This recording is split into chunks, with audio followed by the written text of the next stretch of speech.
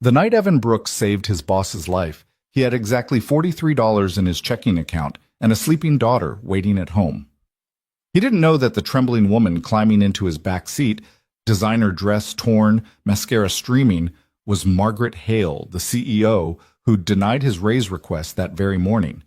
He didn't know she'd been drugged, and he certainly didn't know that choosing kindness over a paycheck would cost him everything he'd worked for, and give him back something he'd lost long ago. This is a story about the moment when doing the right thing feels like the worst decision you could make. Stay with me until the end, hit that like button, and drop a comment telling me what city you're watching from. I want to see how far this story travels.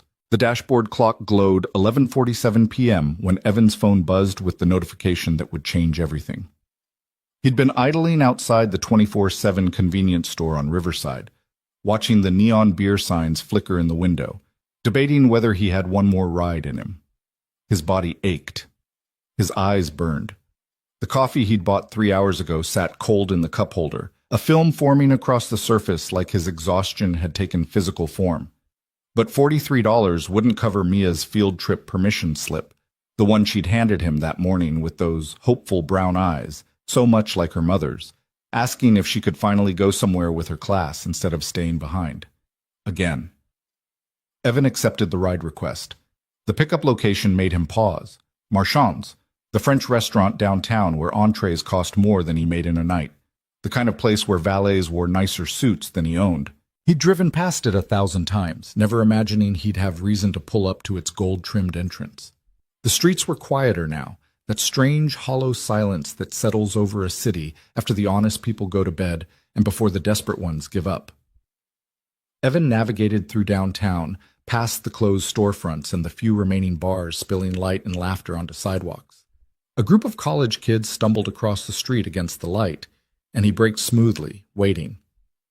One of them slapped the hood of his 10-year-old Camry, not hard, just drunk, and Evan said nothing, just waited for them to pass. He'd learned patience the hard way through 3 years of single parenthood and 4 years before that watching his wife slip away from him one hospital visit at a time. Patience was cheaper than anger, safer than hope. Marchand's came into view, all warm lighting and European elegance, utterly out of place among the glass and steel of the business district. Evan pulled to the curb, checking the app. Passenger name M. Hale, 5-star rating, no other information. The valet gave him a look, the kind Evan had grown used to, the one that said your car doesn't belong here, but stepped aside when Evan showed him the phone. Picking up a passenger. Good luck with that, the valet muttered, and something in his tone made Evan's instincts prickle. He was about to ask what that meant when the restaurant door opened and a woman stumbled out. Stumbled was the right word. She moved like someone who'd forgotten how legs worked, each step a negotiation between intention and execution. Even from a distance, Evan could see she was dressed for the kind of evening he'd only seen in movies. A deep green dress that probably cost more than his monthly rent, heels that added 4 inches to her height, jewelry that caught the streetlight and threw it back in sharp points of gold. She was also crying, not the delicate, photogenic tears of actresses in romantic dramas. This was the raw, ugly kind of crying that comes from somewhere deep and broken. Her mascara had run in black rivers down her cheeks. Her carefully styled hair had come partially loose, hanging in uneven waves around her face. And she was alone. Evan's hand was on the door handle before he'd consciously decided to move. Something was wrong. Every instinct he'd developed over 4 years of night driving was screaming at him. This wasn't a woman who'd had too much wine at dinner. This was something else. He rounded the car just as she reached for the rear door handle and missed, her hand pawing at empty air. She tried again, moving with the exaggerated care of someone who knew they weren't functioning properly and was trying to hide it. "Ma'am?" Evan kept his voice gentle, non-threatening. "Are you okay?" She turned toward him, and in the amber glow of the streetlight, he saw her face clearly for the first time. Recognition hit him like cold water. Margaret Hale, CEO of Hale Industries, the manufacturing company where Evan worked in the warehouse during the day. The woman whose signature was on every policy memo, every directive, every cost-cutting measure that made his day job a little harder. He'd seen her exactly 3 times in person, once during a mandatory all-hands meeting 2 years ago where she'd talked about operational efficiency, Once when she'd walked through the warehouse without making eye contact with anyone. And once, just that morning, when he'd finally worked up the courage to request a meeting about his raise proposal, and she'd denied it without looking up from her papers. Not viable at this time, Mr. Brooks. Compensation reviews are conducted annually. Next. 5 words. Didn't even meet his eyes. And now here she was, barely able to stand, tears streaming down her face, trying to get into his car. She didn't recognize him. He could see that in her unfocused gaze, the way she looked through him rather than at him. Whatever was happening to her, she was somewhere far away from this street corner, trapped in her own private emergency. "Please," she whispered, finally getting the door open. "Please, I need to go home." Evan's mind raced through the calculations. This was his boss. This was the woman who denied him the raise that would have meant he could work 1 job instead of 2, who could fire him with a word, who held his daughter's stability in her perfectly manicured hands. This was also a woman in trouble. "Of course," he said, reaching out to steady her elbow as she tried to climb into the back seat. "Let me help you." Her skin was cold beneath his fingers, and she flinched at the contact before seeming to realize he was trying to help. She collapsed into the seat with a sound that was half sob, half gasp of relief. Evan closed the door carefully and moved back to the driver's seat, his heart hammering. He pulled up the app to confirm the destination, an address in Willowbrook Heights. Of course. The neighborhood where houses started at $2 million and went up from there. He pulled away from the curb smoothly, checking his mirrors. The valet was watching them go with an expression Evan couldn't quite read. Concern? Judgment? Relief that she was someone else's problem now? For the first few blocks, Margaret was silent except for her ragged breathing. Evan kept glancing in the rearview mirror, watching her curl into herself in the corner of the back seat. She'd wrapped her arms around her middle like she was trying to hold herself together through sheer force of will. "Ma'am, do you need me to take you to a hospital?" He kept his voice calm, professional. "You don't seem well." "No." The word came out sharp, almost violent. "No hospital, just home. Please." "Okay." Evan nodded, though she couldn't see him. "Just home. I've got you." Something about those words, "I've got you," seemed to break something in her. A fresh wave of tears came, quieter this time, but somehow more devastating. The kind of crying that came from someone who'd been holding it together for too long and had finally hit the wall. Evan drove carefully, taking the smoothest route he knew toward Willowbrook Heights. He'd been to the neighborhood exactly twice before, both times dropping off passengers who'd tipped in single dollars and looked at him like he was a servant. He told himself it didn't matter, that money was money, that his pride didn't put food on the table. But it had mattered. It always mattered.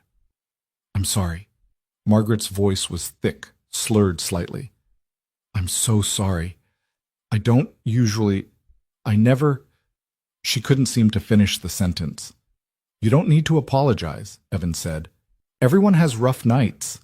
She laughed, a broken sound. "Rough nights, yes, that's what this is." They were passing through the business district now, the buildings Evan cleaned at his day job rising on either side. Somewhere up on the 14th floor of the Hale Industries tower, there was a maintenance closet where he kept his supplies. A place he'd stood this morning after Margaret rejected his raise request, gripping the handle of a mop and trying to remember why he was doing any of this. For Mia. Always for Mia. "What's your name?" Margaret asked suddenly. Evan's hands tightened on the steering wheel. If she recognized him, if she realized he was the warehouse worker she dismissed that morning, this could go very wrong very quickly. But lying felt worse than the risk of truth. "Evan," he said. "Evan Brooks?" She repeated it slowly, like she was trying to commit it to memory through whatever fog was clouding her mind. "Evan. Thank you, Evan." "Just doing my job, ma'am." "Margaret." She shifted in the back seat, and he saw her wince. "Call me Margaret. I don't feel like ma'am right now."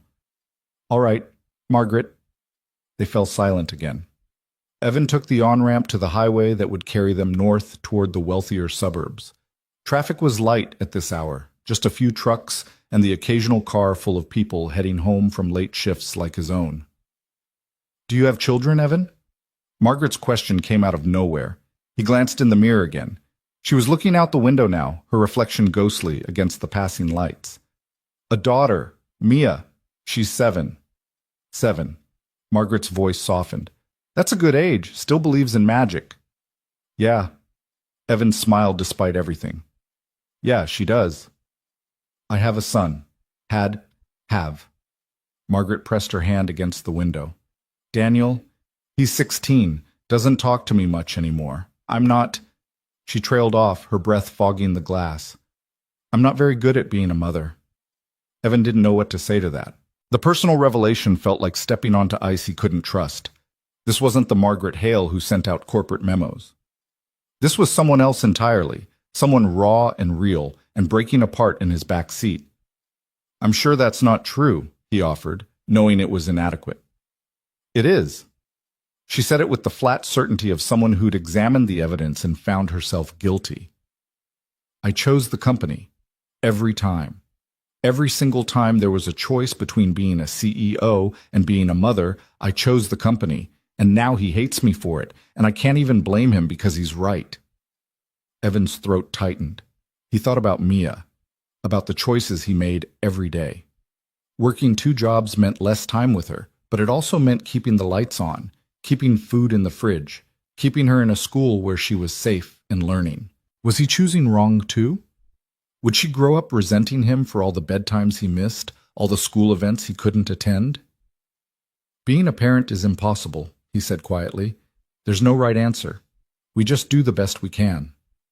Margaret made a sound that might have been agreement or might have been pain. And what if your best isn't good enough? Then you get up the next day and try again. She went quiet after that, and Evan thought maybe she'd fallen asleep. But when he checked the mirror, her eyes were open, staring at nothing. They were entering Willowbrook Heights now, the houses growing larger and farther apart, set back from the road behind gates and manicured lawns. Old money and new money living side by side, competing to see who could build the most ostentatious display of wealth. I was so careful.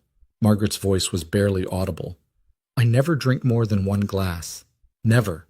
But tonight there was this deal, this merger, and I thought it was all set, and then everything fell apart, and Marcus... She stopped, pressing her hand against her mouth like she could push the words back in. Evan's instincts were screaming again. Margaret, what happened tonight? I don't know. She sounded terrified. I remember having 1 drink, 1, at the bar before dinner, and then everything got fuzzy. Wrong. Like the world was tilting and I couldn't make it stop tilting. Cold dread settled in Evan's stomach. He'd heard enough stories, seen enough news reports. Did someone give you that drink? Marcus brought it over. Marcus Steele, my business partner. He said it was a celebration drink for the deal we were about to close. Her voice broke. But the deal didn't close. It fell apart at the table, and then I felt so strange. And I tried to leave, but I couldn't make my legs work right. And Marcus kept saying I should go upstairs, that he had a room, that I could rest there, and I knew... She was crying again now. I knew that if I went upstairs with him, something bad would happen. So I ran, or tried to run. I think I knocked over a table. I don't really remember. Evan's hands were white-knuckled on the steering wheel. Marcus Steele. He knew that name. Everyone who worked at Hale Industries knew that name. Steele had been trying to merge his tech company with Hale Industries for the past year. He came to the warehouse sometimes, walking through with Margaret, talking about synergies and optimization, which Evan had learned was corporate speak for cutting jobs. You did the right thing, Evan said, forcing his voice to stay calm, even as rage built in his chest. Getting out of there. That was exactly right. I called a car. I couldn't drive. Couldn't think straight enough to drive. I needed to get away from him. You're safe now, Evan told her. You're safe, and I'm getting you home. Am I? Margaret laughed bitterly. Safe? I don't even know what that word means anymore. The GPS directed Evan to turn onto Riverside Drive, where the houses were hidden behind stone walls and iron gates. He slowed, looking for the number Margaret's app had provided. There. Margaret pointed with a shaking hand. The gray one. The gate was already open, probably set to automatic. Evan pulled into the circular driveway, taking in the house. It was beautiful in that cold, architectural magazine way. All clean lines and expensive materials, more a statement of wealth than a home.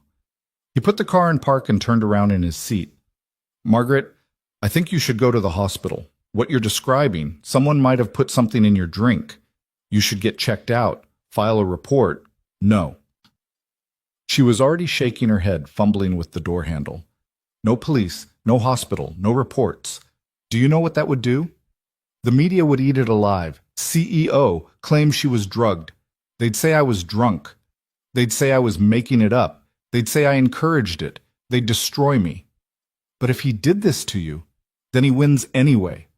Margaret's voice rose, sharp with desperation and fury. Don't you see? If I report it, I'm the victim, weak, compromised. Every business decision I make will be questioned. Every partnership, every deal. The board will force me out for my own well-being. I've seen it happen. I've been in the room when it happened to other women. I can't. She got the door open and tried to step out, but her legs gave out. Evan was around the car in seconds, catching her before she hit the concrete. She was heavier than he expected, not because of her weight, but because she was completely limp, all her strength gone. I've got you, he said again, and this time she didn't protest. He half carried her toward the front door, her arm draped over his shoulders, his arm around her waist. She was trembling, her skin still cold despite the warm night air. Keys, she mumbled. In my purse. Her purse was still in the car. Evan glanced back at the Camry, measuring the distance, wondering if he could get her to lean against the wall without collapsing. But before he could decide, headlights swept across them. A car was pulling into the driveway behind them. A black BMW, sleek and expensive. Margaret went rigid in his arms. No, she whispered. No, no, no. The BMW parked, and a man got out. Tall, silver-haired, wearing a suit that probably cost more than Evan's car. He moved with the kind of confidence that came from never being told no, never facing consequences. Marcus Steele.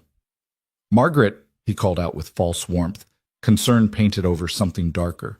There you are. You ran off so quickly. I was worried. Evan felt Margaret trying to make herself smaller, trying to hide behind him despite being nearly the same height. Her fear was a living thing, palpable and contagious. She's home now, Evan said, keeping his voice level. She's safe. Marcus's eyes finally settled on Evan, and his expression shifted from false concern to cold assessment. And who are you? Her driver. I see. Marcus took a step closer. Well, her driver. I'll take it from here. Margaret and I have some unfinished business to discuss. No, you won't. Evan didn't move, didn't step aside. She's home, she's safe, and you're leaving. Something dangerous flickered across Marcus's face. Do you know who I am? Don't care. I could have you fired. I could make sure you never work in this city again. Probably. Evan met his gaze steadily. But you're still leaving. They stared at each other for a long moment. Evan was acutely aware of every disadvantage he had in this situation. This man had money, power, connections. Evan had nothing but a 7-year-old daughter who needed him and a conscience that wouldn't let him walk away. But sometimes nothing was enough. This isn't over, Marcus said finally, his voice dropping to something ugly and honest. Yeah, it is. Evan's voice was quiet, certain. Walk away. For a moment, Evan thought Marcus would push it, thought he'd have to figure out how to defend both himself and Margaret while she could barely stand. But then Margaret spoke, her voice small but clear. Leave, Marcus, or I'll call the police right now and tell them everything. You wouldn't dare. Try me. Marcus's jaw tightened. You'll regret this, Margaret. Both of you. He got back in his BMW and reversed out of the driveway fast enough to leave rubber on the concrete. Evan watched until the taillights disappeared, his heart hammering. Keys, he said softly. Where's your purse? Car, front seat. Evan helped Margaret to the front door, leaning her gently against the wall. Stay right here. I'll be right back. He jogged to the car, grabbed her purse, designer leather, probably worth more than his monthly income, and was back at her side in seconds. She'd slid down the wall slightly, sitting now, her head against the stone. "Which pocket?" he asked, kneeling beside her. "Inside. Zipper." He found the keys, a heavy fob for what had to be a luxury car somewhere in the garage, and a single house key. He helped her stand again, got the door open, guided her inside. The interior was as cold and perfect as the exterior. High ceilings, minimal furniture, everything in shades of white and gray. It looked like a hotel, not a home, somewhere you stayed temporarily, not somewhere you lived. "Where's your room?" Evan asked. "Upstairs, but I can't—" She gestured helplessly at the stairs. "Couch is fine," Evan said, spotting the low white sofa in what he assumed was the living room. He helped her to it, easing her down carefully. She collapsed into the cushions with a shuddering sigh. "Water," he said. "I'm getting you water. Then I'm calling someone, a friend, family member, someone who should be here." "There's no one," she said it matter-of-factly. "My son is at boarding school. My parents are dead. My friends are business associates. There's no one." The words hung in the air between them, heavy with a loneliness Evan recognized.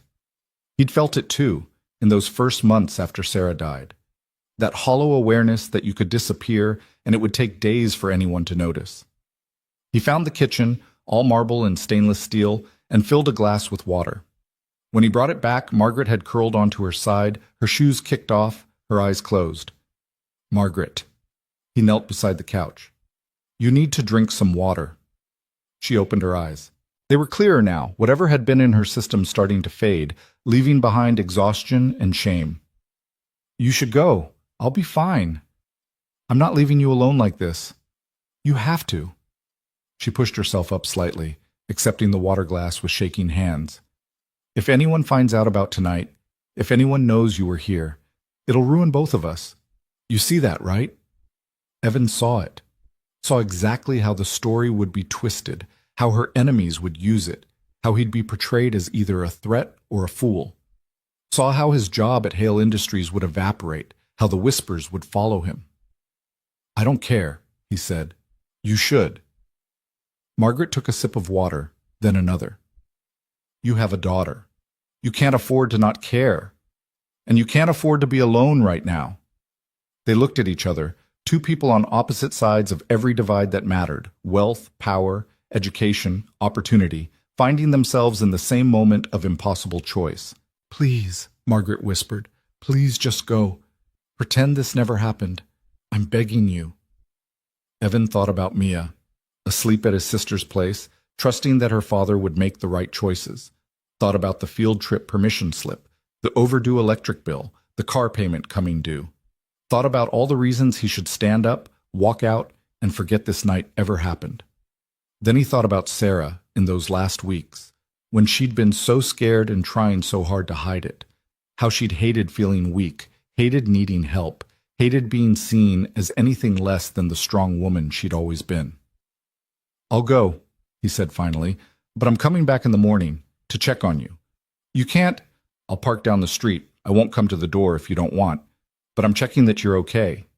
He stood, pulling a business card from his wallet. He'd had them made for the rideshare work, cheap cardstock with just his name and number. "This is my number.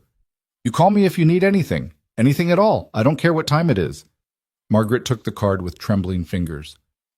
"Why are you doing this?" "Because someone should." Evan headed for the door, then paused. "Lock this behind me. Don't open it for anyone except people you absolutely trust." "There's no one I absolutely trust." The words hit him harder than they should have. He looked back at her, this powerful woman curled on her couch looking small and lost and utterly alone. "Then trust me," he said, "just for tonight. Trust that I'm going to make sure you're safe." He left before she could argue, pulling the door closed behind him and waiting until he heard the lock click. He sat in his car for a long moment, watching the house, making sure no one else showed up. The neighborhood was silent, all the wealthy residents secure behind their walls and gates, oblivious to the small human drama that had just played out. Evan's phone showed 1:47 a.m.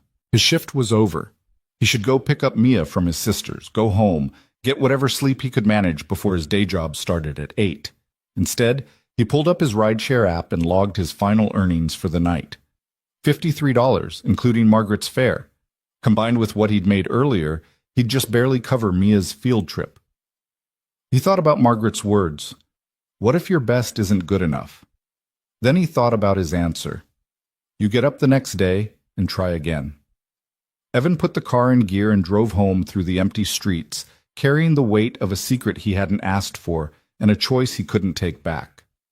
Whatever came next, whatever consequences waited for him in the morning, he'd face them. He'd done the right thing.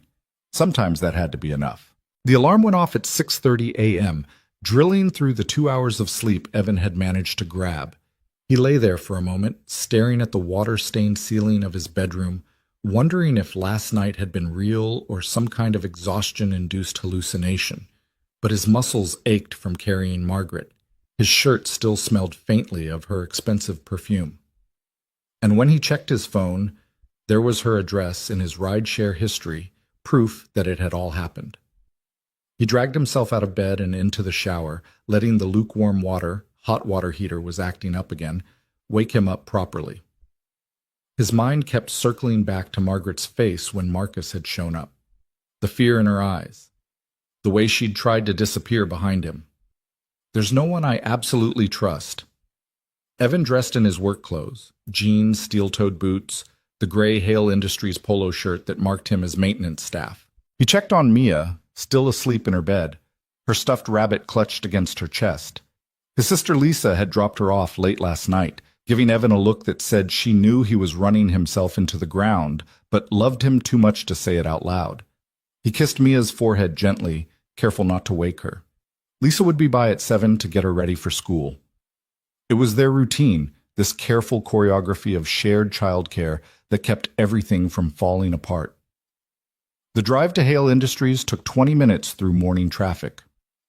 Evan stopped at the gas station for coffee, the cheapest cup they sold, and a breakfast sandwich that tasted like cardboard but would keep him going until lunch.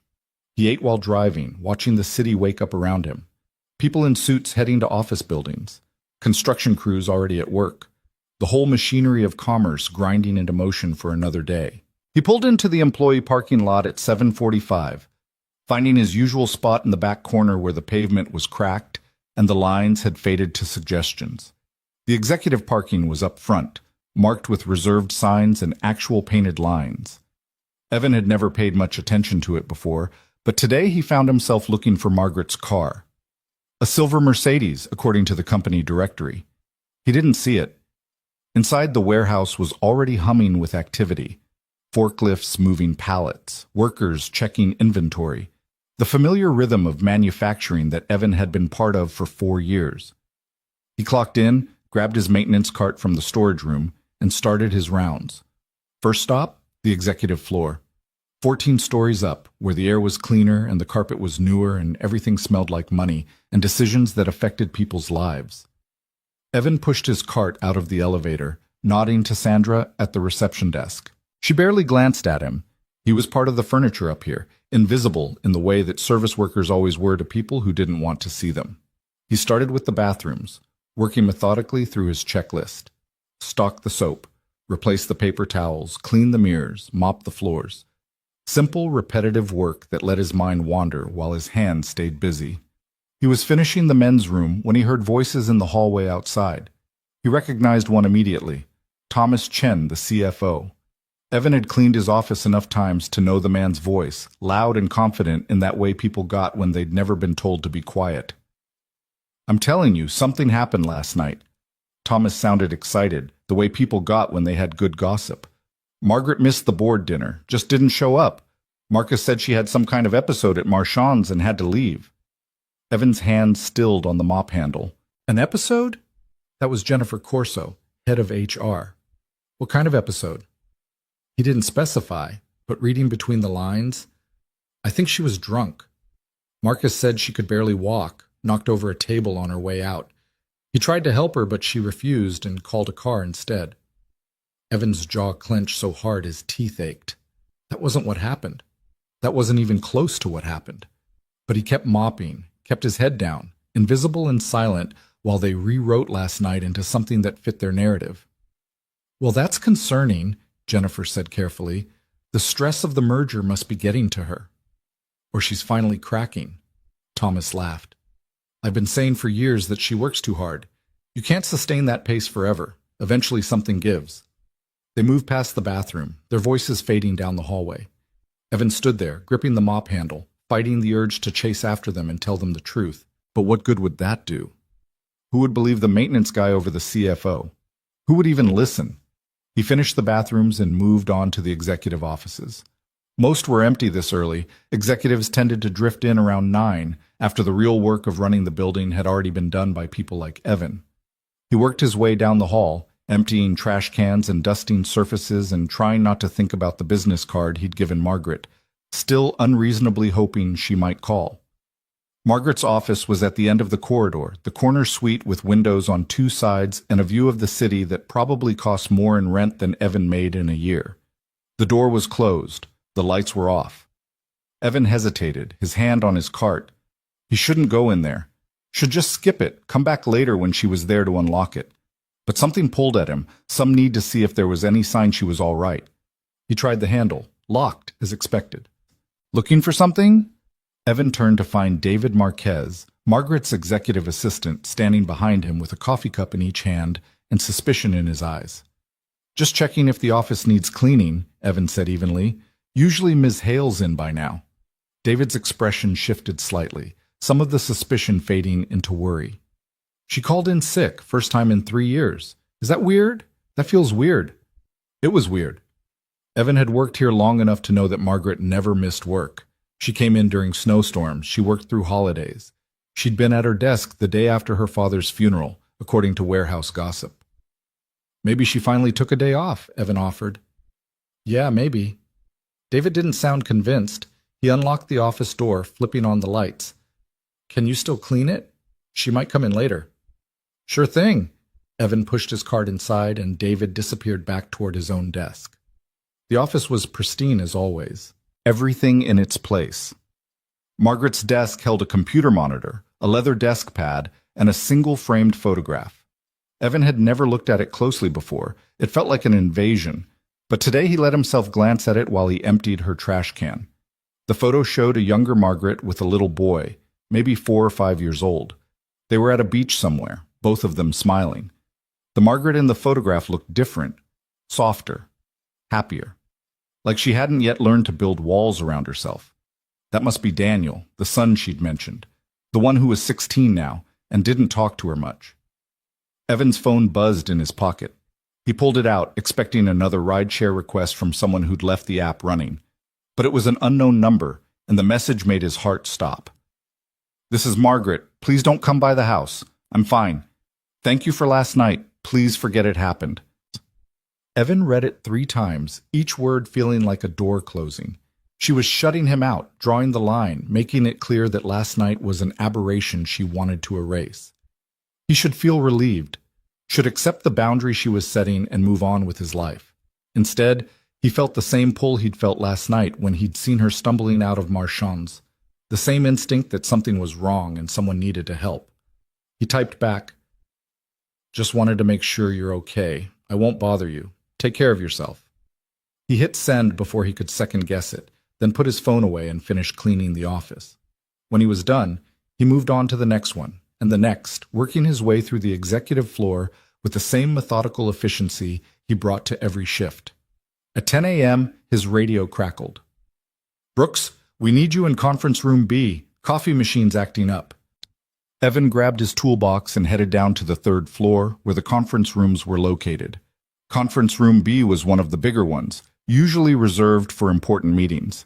Today it was set up for what looked like a board presentation, chairs arranged around the long table, folders at each seat, the projector already warming up.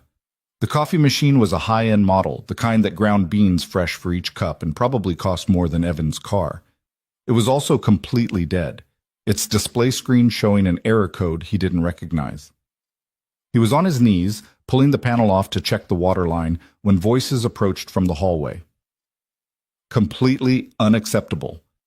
"The board meeting starts in an hour and she's not even here." Evan recognized that voice. Marcus Steele.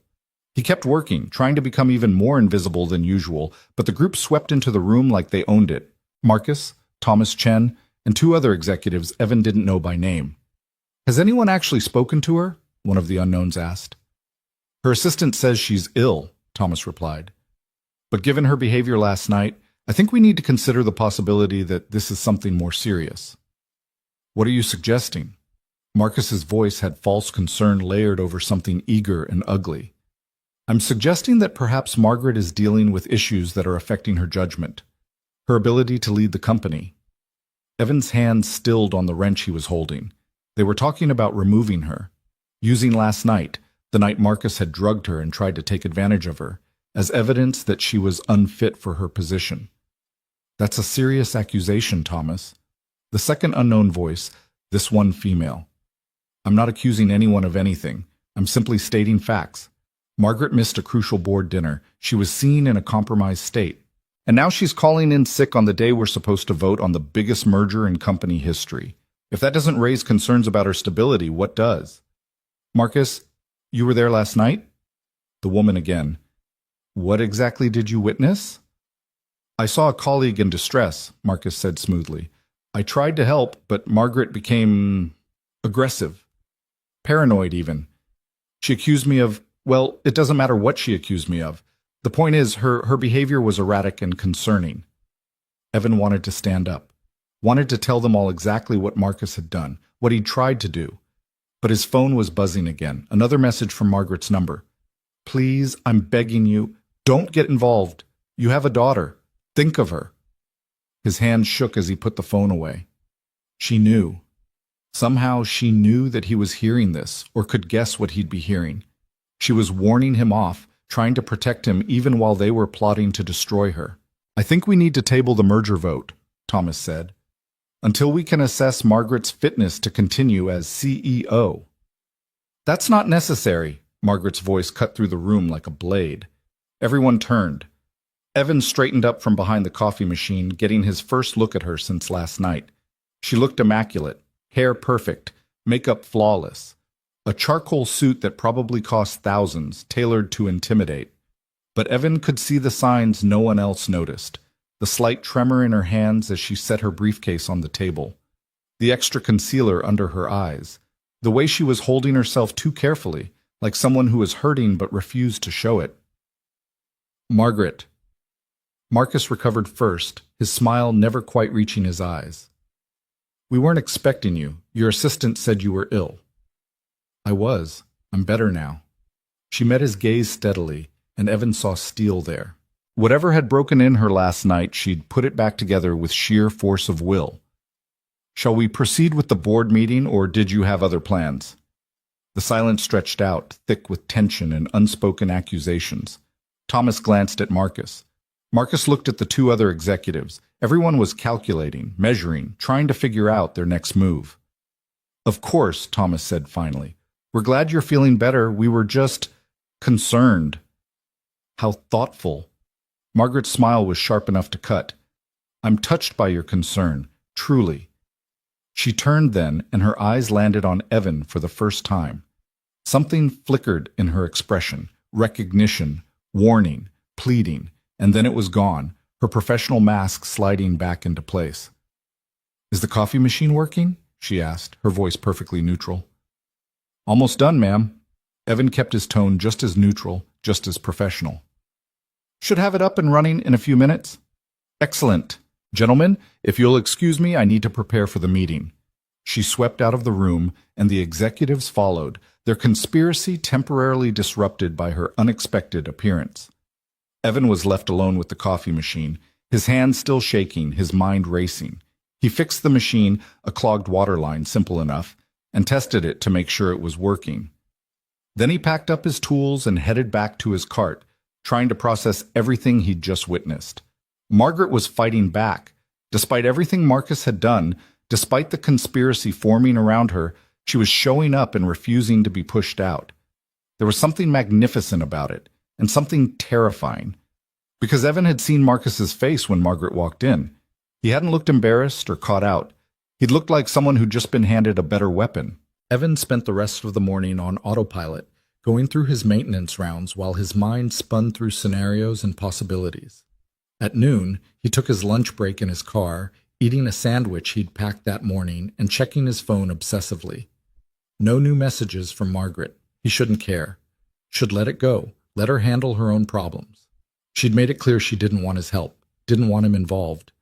But he kept thinking about her face last night, the raw vulnerability before she'd rebuilt her armor. He kept thinking about the son who didn't talk to her, the empty house, the loneliness she wore like a second skin. There's no one I absolutely trust. At 2 p.m., Evan's radio crackled again. Brooks, executive floor, Ms. Hale's office, water leak. He grabbed his cart and headed for the elevator, trying to ignore the nervous energy building in his chest. A water leak. That could mean anything or nothing. Could be routine maintenance or could be Margaret creating a reason to see him. The executive floor was quieter now, most people in meetings or at lunch.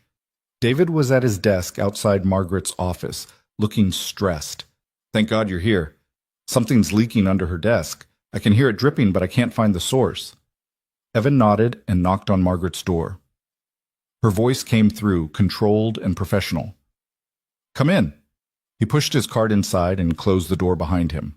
Margaret was standing by her window, looking out at the city, her back to him. She didn't turn around. There's no leak, she said quietly. I figured. I had to see you, had to warn you. She still didn't turn. Marcus knows something happened last night. He doesn't know what, but he knows I had a driver. He's looking into it. Evan's stomach dropped. How do you know? Because he told me. Just now, in the board meeting. He pulled me aside after and said he was concerned about my episode last night, and that he'd tracked down my rideshare driver to make sure I'd gotten home safely. He asked if I remembered the driver's name. What did you tell him? Nothing. I told him I didn't remember anything after leaving the restaurant, that it was all a blur. She turned finally, and Evan could see the exhaustion behind her professional facade. But he's not going to stop looking, and when he finds you, I can handle Marcus Steele. No, you can't. Her voice was sharp with fear and frustration. You don't understand what you're dealing with. Marcus doesn't just destroy people. He erases them. He'll make sure you never work again, never get a job, never... She stopped, pressing her hand against her forehead. I'm trying to protect you. By lying about what happened? By keeping you out of it. If Marcus connects you to last night, if he realizes you know what he tried to do, he'll bury you. And I won't be responsible for that. Evan moved closer, lowering his voice. What about the board meeting? What happened with the merger vote? Margaret laughed bitterly. They tabled it, said they needed more time to review the terms, but what they really meant was they needed time to decide if I'm stable enough to lead the company through it. She met his eyes. Marcus is going to push for my removal. He's building a case, using last night as evidence that I'm unfit. And the worst part is, I can't defend myself without admitting what really happened, which would make me look even weaker. You're not weak. No, but I'm alone, which in this world amounts to the same thing. She straightened, pulling herself together with visible effort. You need to delete our text messages. Delete my ride from your app history. If anyone asks, you never picked me up last night. You were done with your shift, you went home, you've never spoken to me outside of normal employee interactions. Can you do that? Evan thought about his daughter, about the field trip she was so excited about the fragile stability he'd built for them. Thought about all the reasons Margaret was right, that getting involved in corporate politics and power plays was a mistake he couldn't afford. Then he thought about Sarah's voice in those last days. Promise me you'll teach her to stand up for what's right, even when it's hard, especially when it's hard. I'm not going to lie for him, Evan said. If someone asks me what happened last night, I'm going to tell the truth. That's noble and stupid, and it's the right thing to do. Margaret stared at him, something complicated moving behind her eyes. Why? Why are you willing to risk everything for someone you barely know? Because you were right last night. Being a parent is impossible. There's no perfect answer, but I can't teach my daughter to do the right thing if I'm not willing to do it myself. Even if it costs you everything? Especially then. That's when it matters most. They stood there in her expensive office, looking at each other across the divide of their different worlds. Outside the window, the city hummed with commerce and ambition and all the small compromises people made to get ahead. But in this moment, In this room, there were just two people choosing what kind of humans they wanted to be. "There might be another way," Margaret said slowly. "A way that doesn't put you at risk." "I'm listening." "I could go to the board myself, tell them what Marcus did. But I'd need evidence, something more than my word against his." She pulled out her phone. "Last night, before everything went completely wrong, I was recording the dinner meeting for my notes. The recording should have caught the moment when Marcus brought me that drink, the things he said before everything got fuzzy." "Did you check the recording?" "I can't bring myself to listen to it, to hear my own voice getting slower and more confused, to know what was happening to me in real time." Her hand tightened on the phone. "But if it's there, if it's clear enough, it might be enough to protect both of us." Evan understood what she was asking without her having to say it. She needed someone else to listen first, someone she could trust to tell her if it was usable, if it was worth the cost of going public. "Send it to me," he said. "I'll listen. If it's not clear, if it doesn't prove anything, then we figure out plan B, but we won't know until we listen." Margaret nodded, her fingers moving across her phone screen. A moment later, Evan's phone buzzed with an incoming file. 2 hours and 47 minutes of audio. "I should get back to work," he said, "before David wonders what's taking so long with this non-existent leak." "Evan?" She stopped him as he reached for the door. "Thank you for last night, for today, for all of it." "Don't thank me yet. We don't know how this ends." "No, but I know that whatever happens, I'm not alone in it anymore. That's something." Evan left the office, pulling his cart behind him, nodding to David as he passed. All fixed, just a loose connection.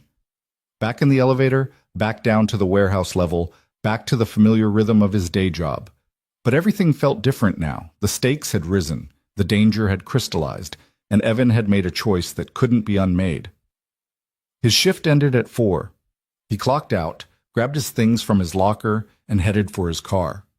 The parking lot was half empty now, most of the day shift already gone. Evan sat in his Camry, pulled out his phone, and opened the audio file Margaret had sent. He plugged in his earbuds and hit play. At first it was just ambient noise, restaurant sounds, multiple conversations overlapping, the clink of glasses and silverware. Then Margaret's voice, clear and professional, outlining the terms of the merger. Marcus responding, equally professional. Business talk, nothing interesting. Evan fast-forwarded, listening at double speed for anything relevant. 15 minutes in, 20, 30. The dinner conversation continued, boring and technical. He was starting to think there was nothing useful here when Margaret's voice changed. "Marcus, what's in this drink? It tastes strange." "Just a celebration toast. Special champagne. You work too hard, Margaret. You should relax." "I don't feel right. Something's wrong." "You're fine, just stressed. Why don't we go upstairs? I have a suite. You can rest there." "No, I can't think straight." "I'll help you. Let me help you, Margaret." "Don't touch me." There was the sound of a chair scraping, something clattering, the table she'd knocked over, then running footsteps, Margaret's breathing harsh and panicked, and the audio cut off. Evan played it again, and again. His hands were shaking with rage by the third listen. It was all there. Marcus's false concern, his insistence that she go to his room, the moment when Margaret realized something was wrong and tried to escape. It wasn't proof of drugging, not technical proof that would stand up in court, but it was evidence of intent, evidence that Margaret had been clear that she didn't want his help, that she wanted to leave, that he tried to prevent her. Evan forwarded the relevant section to his own email, creating a backup. Then he texted Margaret, "It's there. It's usable. What do you want to do?" Her response came back almost immediately. "Board emergency meeting tomorrow at 9 a.m. I'm going to play it for them." "And if they don't believe you?" "Then at least I went down fighting." Evan sat in his car, watching the late afternoon sun paint the parking lot in gold and shadow, knowing that tomorrow everything would change. For better or worse, the truth was coming out. He started the car and headed to pick up Mia from after-school care, trying to shake off the weight of what was coming. But when he got there and saw her running toward him with a picture she'd drawn, him and her holding hands, both of them smiling, he knew he'd made the right choice. "Daddy, look what I made!" "It's beautiful, sweetheart." He scooped her up, holding her close. "Tell me about your day." and for a little while, in the simple joy of his daughter's chatter, Evan let himself forget about corporate conspiracies and emergency board meetings and all the ways tomorrow could go wrong. Let himself just be a father, which was the only role that had ever really mattered anyway. That night, Evan couldn't sleep. He lay in bed staring at the ceiling, listening to the familiar sounds of his apartment, the refrigerator humming, the upstairs neighbor's footsteps, Mia's soft breathing from her room down the hall. Normal sounds that should have been comforting but felt like the calm before a storm he couldn't control. At 2 a.m., he gave up on sleep entirely and moved to the living room, pulling out his laptop. He spent the next 3 hours researching Marcus Steele, going down rabbit holes of business articles and corporate filings. What he found didn't make him feel any better. Marcus wasn't just wealthy and connected. He was methodical. Every company he'd acquired, every merger he'd orchestrated, followed the same pattern. Identify weakness, exploit it, take control. 3 CEOs had resigned under mysterious circumstances after opposing his deals. 2 had disappeared from the business world entirely. The articles were carefully worded, never quite saying what had happened, but the implication was clear enough. Marcus Steele destroyed people who got in his way, and tomorrow Margaret was going to stand up in front of the board and accuse him of attempted assault. Evan's phone buzzed at 5 a.m., startling him out of a half-doze on the couch. A text from an unknown number. "Tell Margaret to reconsider, for everyone's sake." His blood ran cold. They knew. Somehow Marcus's people had connected him to Margaret, had gotten his number. The message was polite, almost friendly, but the threat underneath was crystal clear. He deleted the text and took a long shower, letting the hot water, he'd finally fixed the heater last week, wash away some of the anxiety. When he emerged, Mia was awake, sitting at the kitchen table with her coloring book spread out around her. "You're up early, sweetheart," he said, moving to start breakfast. "Couldn't sleep. Too excited." She looked up at him with those eyes so much like Sarah's. "Today's the field trip, remember?" Evan had completely forgotten. The permission slip he'd worked that extra ride to afford, the trip Mia had been talking about for weeks, the aquarium. She'd been studying ocean animals in science class and was convinced she was going to be a marine biologist when she grew up. "Of course I remember," he lied, plastering on a smile. "What time do you need to be at school?" 8:30. Ms. Rodriguez said we're leaving at 9 sharp, so don't be late dropping me off." She went back to her coloring, completely trusting that her father would make it all work out. Evan made her favorite breakfast, chocolate chip pancakes, just a few chips, not too many, and watched her eat while his coffee went cold in his cup. The board meeting was at 9. He was supposed to be at work at 8, and Mia needed to be at school by 8:30. The math didn't work. He could drop Mia off and skip the board meeting, could let Margaret fight her battle alone, keep his head down, protect the small, stable world he'd built for his daughter. No one could blame him for choosing her first. She was 7 years old and she needed her father. But the recording played in his mind on loop. Margaret's voice, confused and scared. Marcus's false concern masking predatory intent. And he thought about all the ways his silence would teach Mia the wrong lessons about what mattered, about when to stand up and when to look away. "Daddy?" Mia was watching him with concern. "Are you okay? You look sad." "Just tired, sweetheart. Long week." He reached over and tucked a strand of hair behind her ear. "Hey, how would you feel about Lisa taking you to school today instead of me?" Her face fell slightly. "You're not coming?" "I have something important I need to do at work, but I promise I'll be there when you get back from the aquarium. You can tell me all about the sharks and the dolphins and everything you saw?" Mia considered this, her 7-year-old mind weighing the disappointment against the promise. "Will you really be there? You promised last time and you had to work late." The words hit him harder than she could know. He had promised last time, promised to pick her up from Lisa's place before dinner, and then a water main had broken at the warehouse, and he'd been stuck there until almost 9. She'd already been asleep when he got there. "I promise," he said, and meant it with everything he had. "Nothing is more important than hearing about your field trip." She smiled then, and the trust in that smile made his chest ache. "Okay, but you have to promise, promise. Pinky, promise." He held out his pinky and she hooked hers around it, sealing the deal with the solemnity of a child for whom pinky promises were binding contracts. At 7:30, he called Lisa. "Please tell me you're not calling to cancel," his sister said by way of greeting. "I already rearranged my morning to take Mia." "I'm not canceling. Something's come up at work. Something important. I might need you to be on standby in case it goes wrong." There was a pause. Lisa knew him well enough to hear what he wasn't saying. "Evan, what's going on? You sound stressed." "I can't really explain right now, but if I call you today and tell you I need help, I need you to come get Mia from school. Can you do that?" "Of course I can, but you're scaring me a little. Are you in trouble?" "I don't know yet." It was the most honest answer he could give. "I'm trying to do the right thing, and sometimes that gets complicated." "The right thing according to who? You or your boss?"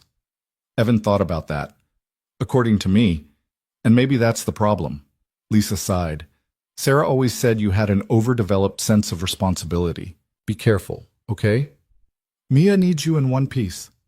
"I know. I will." He got Mia ready for school, packing her lunch and making sure she had her permission slip and the spending money for the gift shop. Lisa arrived at 8:15, giving Evan a long look that said they'd be having a longer conversation about this later. "Have fun at the aquarium," he told Mia, hugging her tight. "I love you, sweetheart."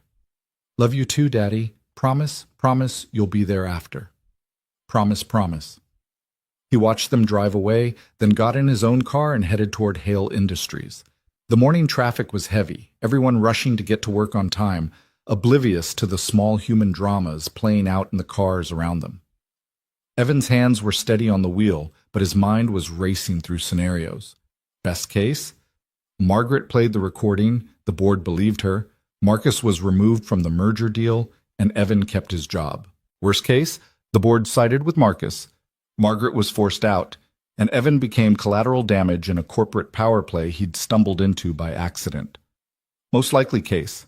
Somewhere in between, messy and complicated and full of consequences he couldn't predict. He pulled into the Hale Industries parking lot at 8:40.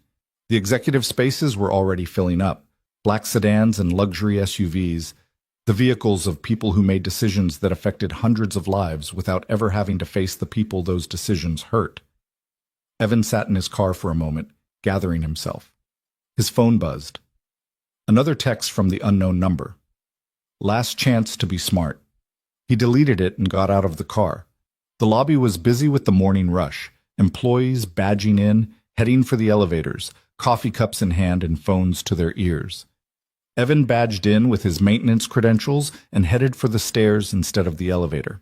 14 flights would give him time to think, to prepare, to make sure this was really what he wanted to do. By the time he reached the executive floor, his legs were burning and he was breathing hard. The hallway was quiet, most people already in the boardroom for the emergency meeting. Evan could hear voices behind the heavy wooden doors, muffled but urgent. He found an alcove near the boardroom where he could wait without being immediately visible. From here, he could hear the meeting start, could listen through the door. Margaret's voice came first, clear and controlled. "Thank you all for coming on such short notice. I know this is irregular, but what I need to share with you couldn't wait." "Margaret, if this is about the merger," that was Thomas Chen, already trying to redirect the conversation. "This is about Marcus Steele and why Hale Industries should not, under any circumstances, move forward with this partnership." The room went silent. Evan could picture them all, the board members in their expensive suits, exchanging glances, wondering what was coming. "That's quite an accusation," Marcus said, his voice smooth. "I hope you have evidence to support it." "I do." There was the sound of something being set up, probably Margaret connecting her phone to the boardroom sound system. 2 nights ago, Mr. Steele and I met at Marchand's to finalize the merger details. What happened there is something I've struggled with sharing because I knew how it would be perceived.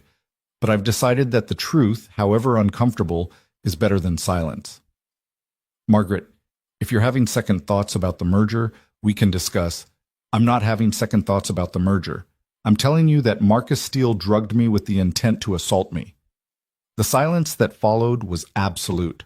Evan pressed closer to the door, his heart hammering. "That is a serious accusation," someone said finally.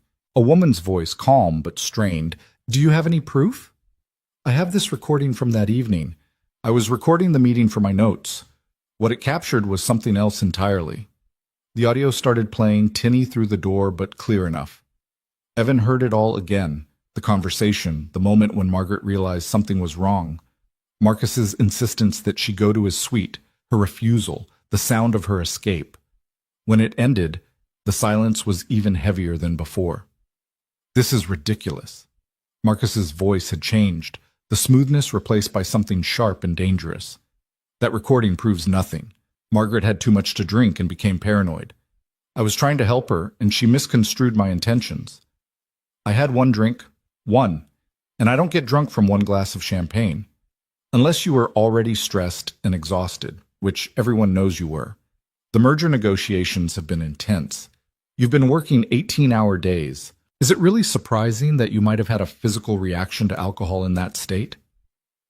Evan could hear the shift happening, the way Marcus was reframing the narrative, making it about Margaret's stress, her exhaustion, her perception rather than his actions. I know what happened to me, Margaret said, but there was a tremor in her voice now, doubt creeping in, or maybe just exhaustion from fighting. Of course you do. You had a frightening experience, and you're trying to make sense of it. But accusing me of drugging you, of attempted assault, that's not just wrong, Margaret. It's defamatory.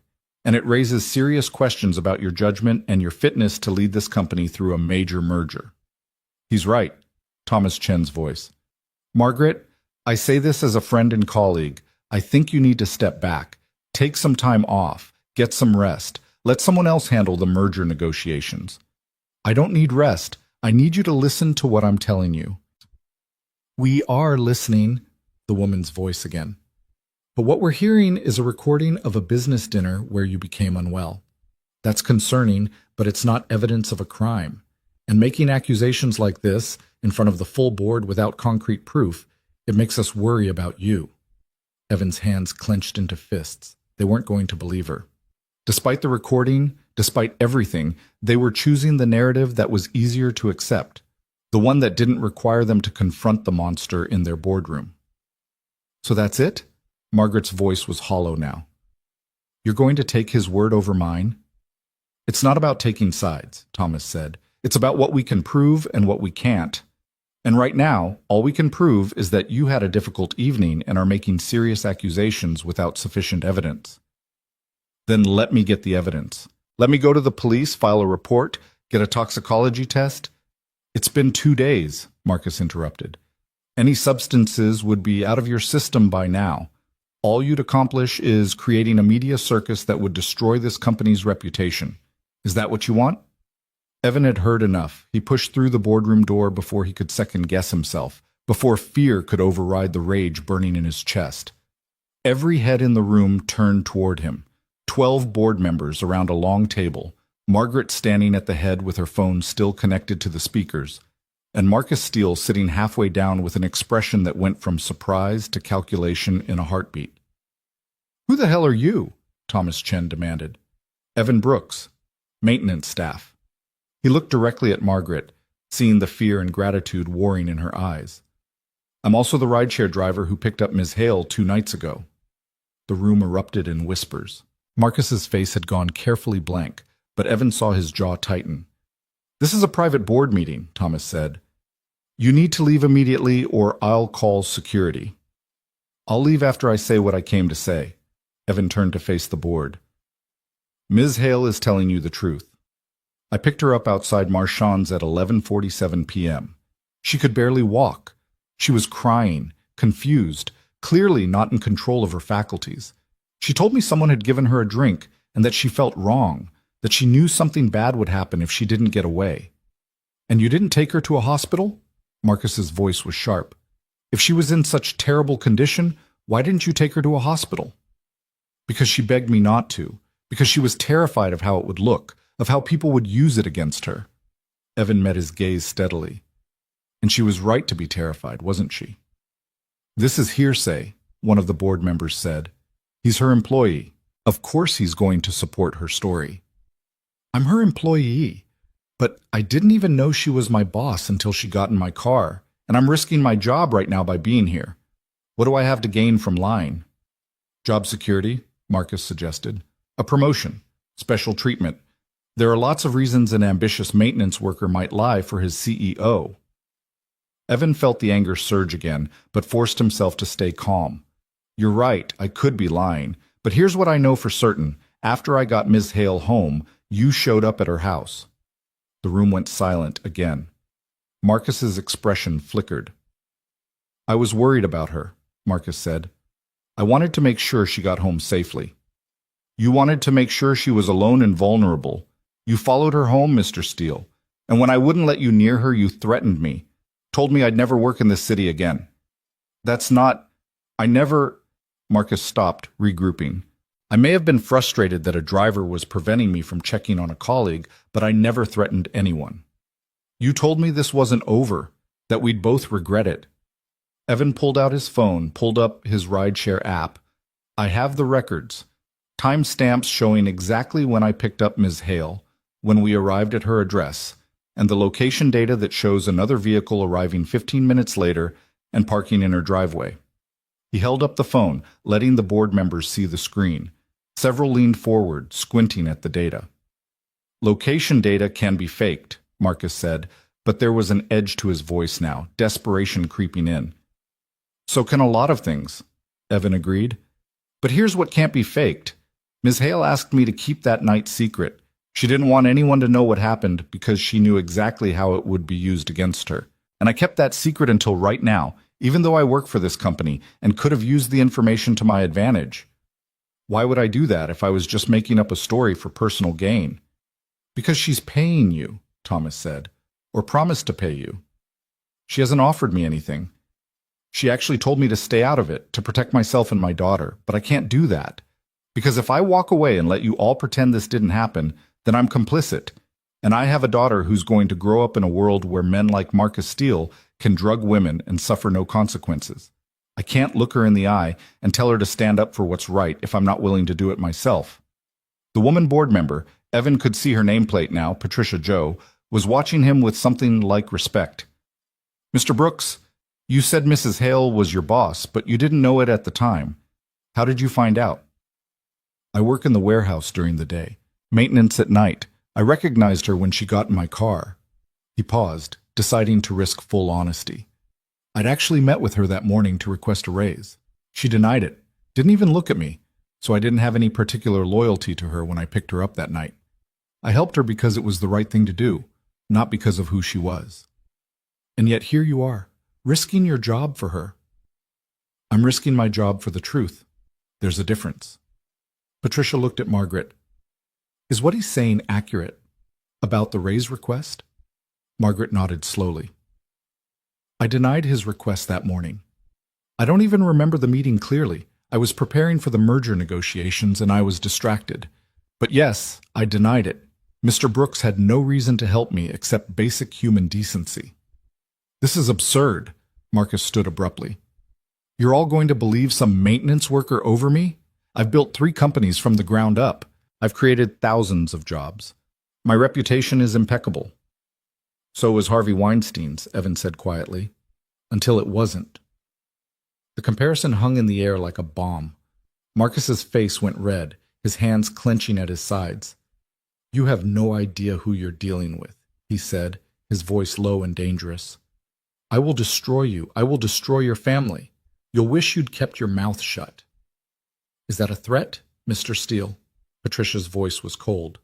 Because it certainly sounds like a threat, in front of 12 witnesses. Marcus seemed to realize his mistake. He straightened, trying to regain composure. Of course not. I'm simply stating facts. Mr. Brooks has defamed me with serious accusations. I have every right to pursue legal action. As does Mrs. Hale, Patricia said, against you for what happened that night. Nothing happened that night except a colleague having too much to drink and creating a scene. Then you won't mind if we investigate, Patricia said. Thoroughly. Interview the staff at Marchand's. Check security footage. See if your story holds up under scrutiny. For the first time, genuine fear flickered across Marcus's face. This is a waste of company resources. The merger can wait. Patricia looked around the table. All in favor of suspending merger negotiations pending an independent investigation into the events of 2 nights ago? Hands went up around the table. Not all of them. Thomas Chen kept his hands firmly on the table, as did 2 others, but enough. A clear majority. The motion passes, Patricia said.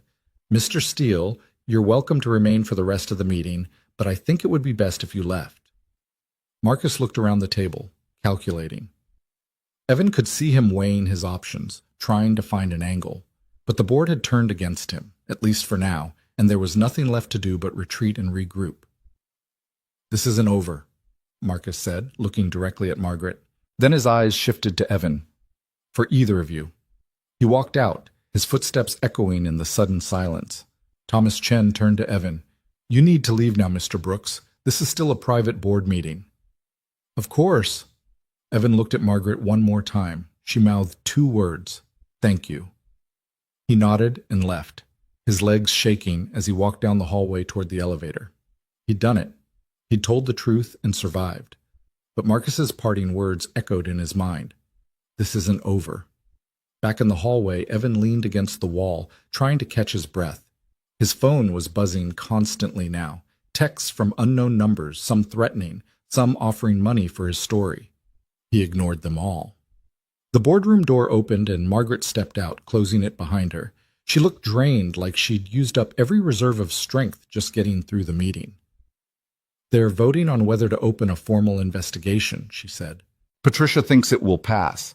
But even if it does, Marcus has resources, lawyers, private investigators.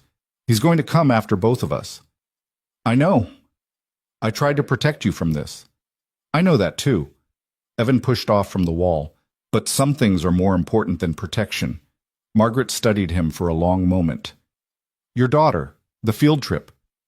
You should go. Be there when she gets back. How did you... You mentioned it in the car, that night. You told me about her. Margaret managed a small smile. Go be with her, Evan. Let me handle the rest of this. Are you going to be okay? I don't know, but at least now I'm not handling it alone. She straightened her shoulders, pulling herself together. Thank you for everything. I know those words aren't enough, but they're enough, Evan said. Go finish your meeting. I'll check in later.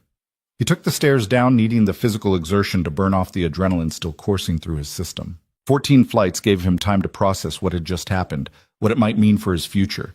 He'd walked into a boardroom full of powerful people and told the truth. He'd stood up to Marcus Steele. He'd risked everything for someone who'd denied his raise request just 2 days ago, and somehow, impossibly, it felt like the rightest thing he'd ever done. His phone rang as he reached the ground floor. Lisa's number. Hey, he said, stepping outside into the morning sunlight. Everything okay? Everything's fine.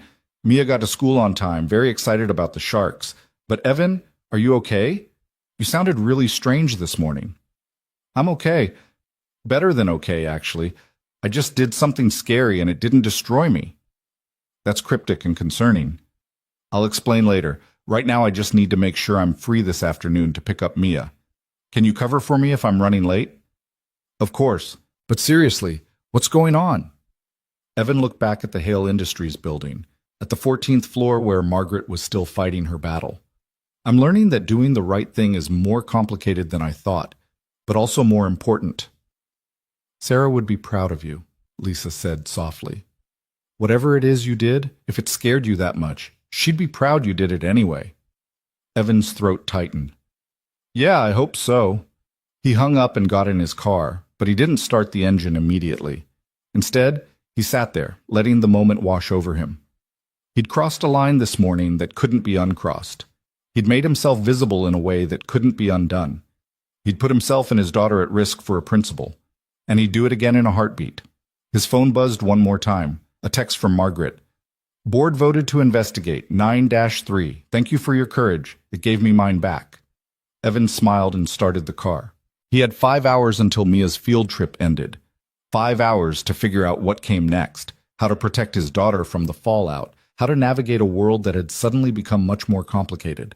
But first, he was going to go home, take a shower, and maybe sleep for an hour, because whatever battles tomorrow brought, he'd need his strength. And this time, he wouldn't be fighting them alone. Evan made it home and managed exactly 47 minutes of sleep before his phone started ringing. Not buzzing with texts, actually ringing, which meant someone wanted to talk rather than threaten. He grabbed it off the nightstand, squinting at the screen. David Marquez, Margaret's assistant. Hello? Mr. Brooks, I need you to come back to the building. There's a situation. Evan sat up, instantly awake. What kind of situation? HR wants to see you, so does building security, and there are 2 lawyers in the conference room asking questions about you. David's voice dropped lower. I probably shouldn't be calling you, but Ms. Hale asked me to give you a heads up. She's in with the lawyers now trying to run interference, but they're insisting on speaking with you directly. What do they want? Officially, to get your statement about the incident? Unofficially? David paused. Marcus Steele has retained counsel. They're building a defamation case, and you're a primary target. Of course. Evan had known this was coming, but knowing and experiencing were different things. Tell them I'll be there in 30 minutes. Ms. Hale also wanted me to tell you that you should consider getting your own lawyer before you talk to anyone. I can't afford a lawyer, David. She said you'd say that. She's prepared to cover your legal costs if... No. Evan was already out of bed, pulling on clean clothes. I appreciate it, but no. That just gives them ammunition to claim I'm on her payroll. Mr. Brooks, these people are serious. Marcus Steele doesn't make idle threats. Neither do I. Evan grabbed his keys. I'll be there soon. The drive back to Hale Industries felt surreal. Just hours ago, he'd walked out feeling like he'd won some kind of victory. Now reality was reasserting itself with lawyers and HR meetings and the full weight of corporate machinery turning its attention to the maintenance worker who dared to speak up. He parked in his usual spot and walked through the employee entrance, badging in with credentials he half expected to be deactivated. But the light turned green and the door clicked open, and Evan made his way through the familiar halls toward the executive floor. David was waiting by the elevator, looking stressed. They're in conference room A, the lawyers, I mean. HR is in B. Security wants to see you after that. In that order? Your choice, actually, but the lawyers are the most aggressive about it. Evan thought for a moment. I'll start with security. Get the easy one out of the way first. David led him to a small office near the loading docks where Jim Reeves, head of building security, was waiting. Jim was ex-military, 50s, with a no-nonsense demeanor that Evan had always respected. They'd worked together on several maintenance emergencies over the years. Brooks, Jim gestured to a chair. Sit down. We need to talk about this morning. Am I being fired? Not by me, but I need to understand what happened. You entered a private board meeting without authorization. That's a serious security breach. Evan sat, meeting Jim's gaze steadily. I had information relevant to the meeting. I shared it. That's all. That's all? Jim leaned back in his chair. You interrupted a board meeting, made accusations against one of the most powerful businessmen in the state, and created a situation that now has lawyers crawling all over this building. That's not all, Brooks. That's a Category 5 hurricane. I told the truth. The truth? Jim shook his head. You know how many people lose their jobs because they told the truth? Truth doesn't pay the bills. Truth doesn't keep you employed. Maybe it should. They stared at each other for a long moment. Jim's expression was unreadable, but something shifted in his eyes. Off the record, Jim said finally. What you did took guts. On the record, I have to write you up for the security breach. It'll go in your file. If this blows up, it gives the company justification to let you go. You understand that? I understand. Good. Jim pulled out a form, started filling it out. Now tell me exactly what happened, from the beginning. And Brooks, don't leave anything out. The lawyers are going to ask you the same questions, and if your stories don't match, they'll crucify you with the inconsistency. Evan told him everything. The rideshare pickup, Margaret's condition, Marcus showing up at her house, the threats. Jim listened without interrupting, occasionally making notes. You have any proof of the threats? Jim asked when Evan finished. My word. And Margaret's. That's not going to be enough if this goes to court.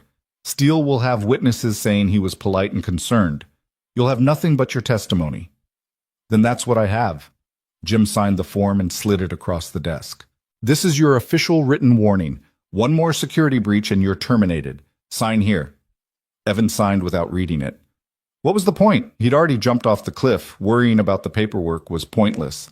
The lawyers are going to try to intimidate you, Jim said as Evan stood to leave. That's their job. Don't let them rattle you. Stick to the facts. Don't speculate. Don't embellish. Just tell them exactly what you saw and heard. Thanks, Jim. Don't thank me. I'm just doing my job. But Brooks? Jim met his eyes. I've got 2 daughters. If what you're saying is true, if Steele really did what you claim, then I'm glad you spoke up. My girls deserve to work in a world where men can't get away with that. Evan nodded, not trusting himself to speak, and headed for conference room A. The lawyers were exactly what he expected. Expensive suits, practiced expressions, leather briefcases that probably cost more than his car. 2 men, both in their 50s, with the kind of confidence that came from winning more battles than they'd lost. Mr. Brooks? The taller one stood, extending a hand. I'm Richard Vance, representing Mr. Marcus Steele. This is my colleague, James Pritchard. Thank you for agreeing to speak with us. Evan shook their hands, noting that he hadn't actually agreed to anything. What do you need from me? Just your version of events from 2 nights ago. We're trying to get a clear picture of what happened. Richard gestured to a chair. Please, sit. The room felt too small suddenly, the air too thin. Evan sat, keeping his back straight, his hands relaxed on the table. Don't show fear. Don't give them anything to use against you. Let's start simple, Richard said, pulling out a legal pad. You drove Ms. Hale home from Marchand's restaurant on the night in question. Is that correct? Yes. And what was Ms. Hale's condition when you picked her up? She was impaired, unsteady on her feet, confused, emotional.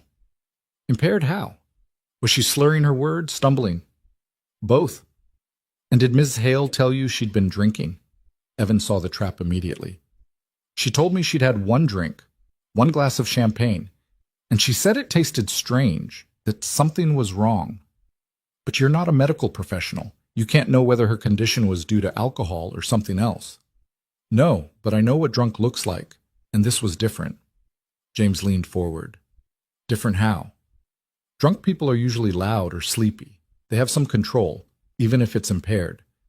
Ms. Hale was terrified. She knew something was wrong with her body, and she couldn't stop it. That's not alcohol. That's something else. Or that's severe alcohol intoxication combined with exhaustion and stress. Richard made a note. Did Ms. Hale ask you to take her to a hospital? I offered. She refused. Why? She was afraid of how it would look, afraid people would use it against her. So she was conscious enough to make that decision? To calculate the political ramifications? Another trap. She was conscious enough to know she was vulnerable. That's different from being in control. The questioning continued for another 30 minutes, the lawyers probing every detail, looking for inconsistencies or admissions. Evan kept his answers short and factual, refusing to speculate or interpret. Just the facts, like Jim had advised. Finally, Richard set down his pen. Let's talk about what happened at Ms. Hale's residence. You claim Mr. Steele arrived and made threats. Is that correct? I don't claim it. It happened. What exactly did Mr. Steele say? Evan recited the conversation as precisely as he could remember it. Richard and James exchanged glances. Mr. Steele has a very different recollection of that encounter, Richard said. He remembers arriving at Mrs. Hale's home out of concern for a colleague. He remembers you being aggressive and preventing him from checking on her welfare. He remembers feeling threatened by you. That's not what happened. It's his word against yours. And frankly, Mr. Brooks, your credibility is questionable. You're Miss Hale's employee. You have a financial incentive to support her version of events. What financial incentive? I haven't been offered anything. Not yet. But surely you expect some kind of compensation for your testimony. A promotion, perhaps. A raise? The one Ms. Hale denied you just the day before this incident. Evan felt his temper rising but forced it down. I expect nothing. I'm telling the truth because it's the truth. How noble.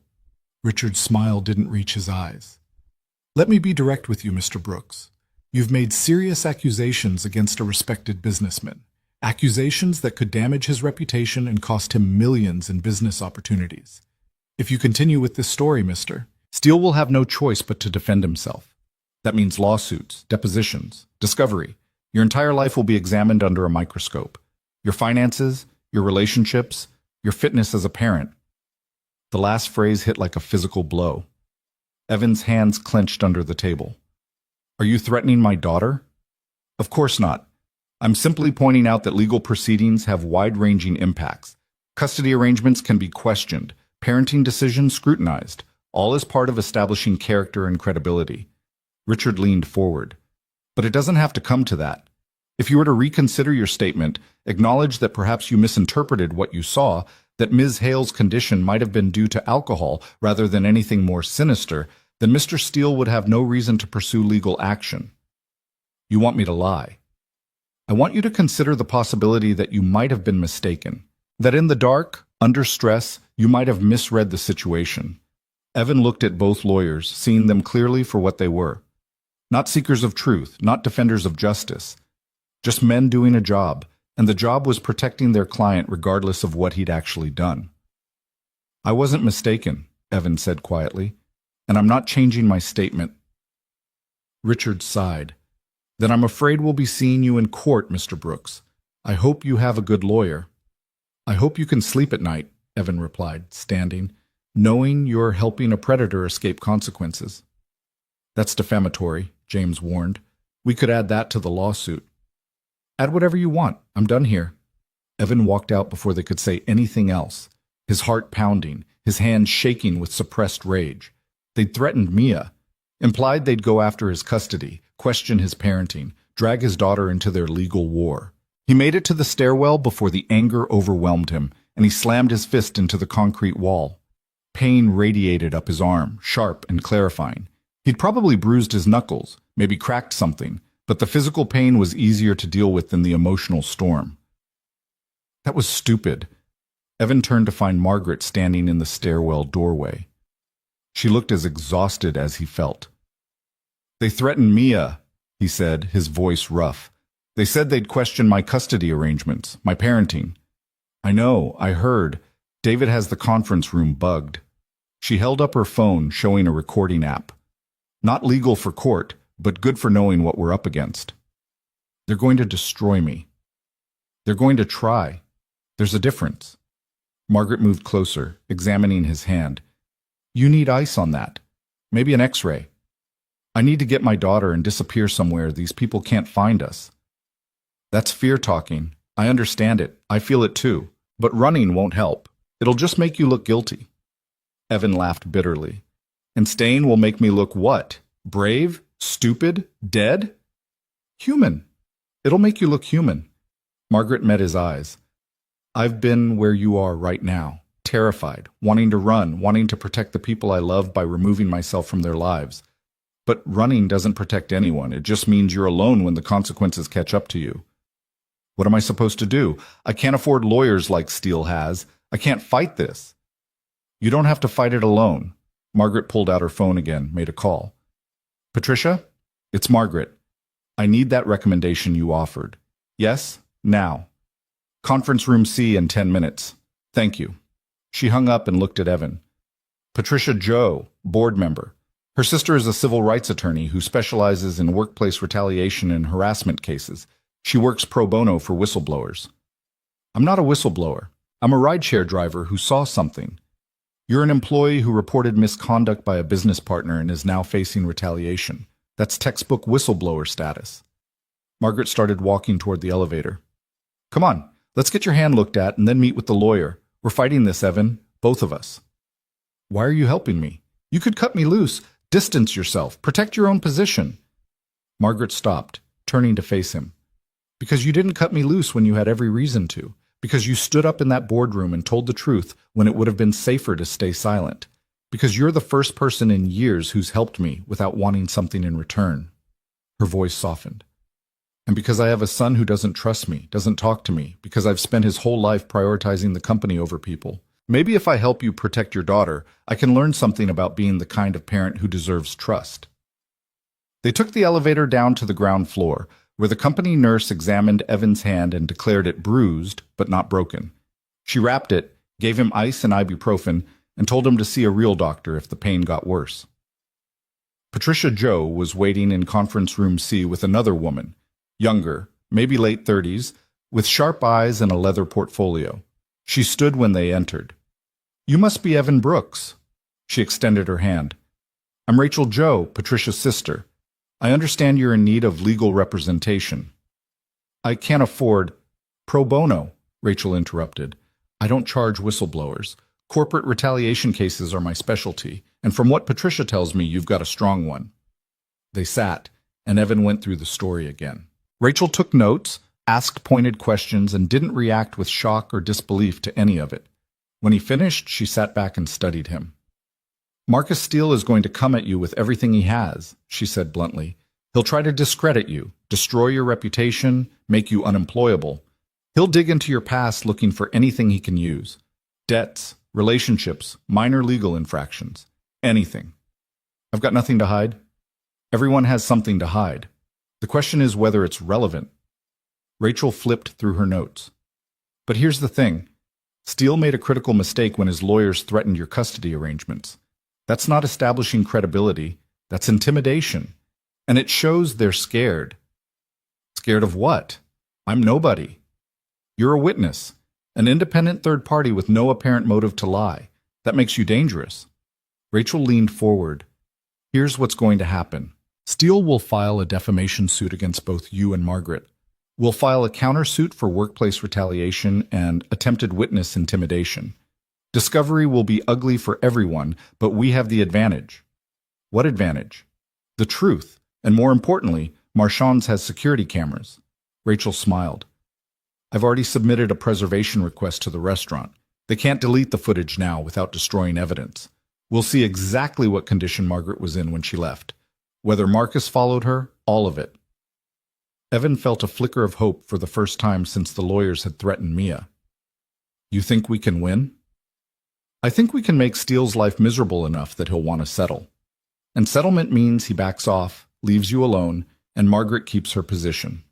Rachel closed her portfolio. "But I need you to be absolutely certain you're ready for this. Once we file, there's no going back. Your life will be under scrutiny. The media will get involved. It'll be hard on you and your daughter." Evan thought about Mia, about the promise he'd made to be there when she got back from her field trip, thought about the world he wanted her to grow up in, where speaking truth didn't make you a target. "I'm ready," he said. "What do I need to do?" Rachel spent the next hour walking him through what to expect, what not to say to anyone, how to handle media if they came calling. Margaret sat through it all, occasionally adding details or clarifying points. By the time they finished, it was almost 3 o'clock. "I need to go," Evan said, checking his phone. "My daughter's field trip ends at 3:30. "Go," Margaret said. "Be with her. Let me handle the rest of this for now." Evan stood, then hesitated. "What happens on Monday? Do I still have a job?" "You still have a job. I'm making sure of it." Margaret's expression was fierce. "HR tried to suspend you pending investigation. I told them if they suspended you, I'd resign and take the whole story public. They backed down." "You'd really resign over me?" "I'd resign over the principal. You did the right thing, and you're being punished for it. That's not a company I want to lead." She managed a tired smile. "Besides, I suspect we're going to need each other before this is over. Better to keep you close." Evan left the building and drove toward Mia's school, his mind spinning. In less than 12 hours, his life had been completely upended. He'd gone from invisible maintenance worker to key witness in what was shaping up to be a major corporate scandal. He'd made powerful enemies and unlikely allies. He'd risked everything for a woman he barely knew and a principle he couldn't compromise. And somehow, despite all the fear and uncertainty, he felt more alive than he had in years. He pulled into the school parking lot at 3:25, finding a spot near the buses. Other parents were already gathering, waiting for their kids to return from the aquarium. Evan recognized a few faces. Other single parents, mostly, people who understood the juggling act of work and childcare and never quite enough hours in the day. The buses pulled up at 3:35, and Evan watched the doors open, kids spilling out with the chaotic energy of 7-year-olds who'd spent the day looking at sea creatures. He spotted Mia near the back, her face bright with excitement, clutching a stuffed dolphin from the gift shop. She saw him and ran, launching herself into his arms with the complete trust of a child who believed her father would always catch her. "Daddy, you're here! You promised, and you're here!" Evan held her tight, breathing in the smell of her strawberry shampoo and the faint scent of the aquarium that clung to her clothes. "Of course I'm here. I wouldn't miss hearing about your trip. There were sharks, and dolphins, and this huge octopus that the lady said was super smart, like it could solve puzzles and everything. And I got this dolphin with my gift shop money, see? I'm going to name her Splash." She chattered all the way to the car, barely pausing for breath, telling him about every exhibit and every fact she'd learned. Evan listened to every word, committing it to memory. Because this was what mattered.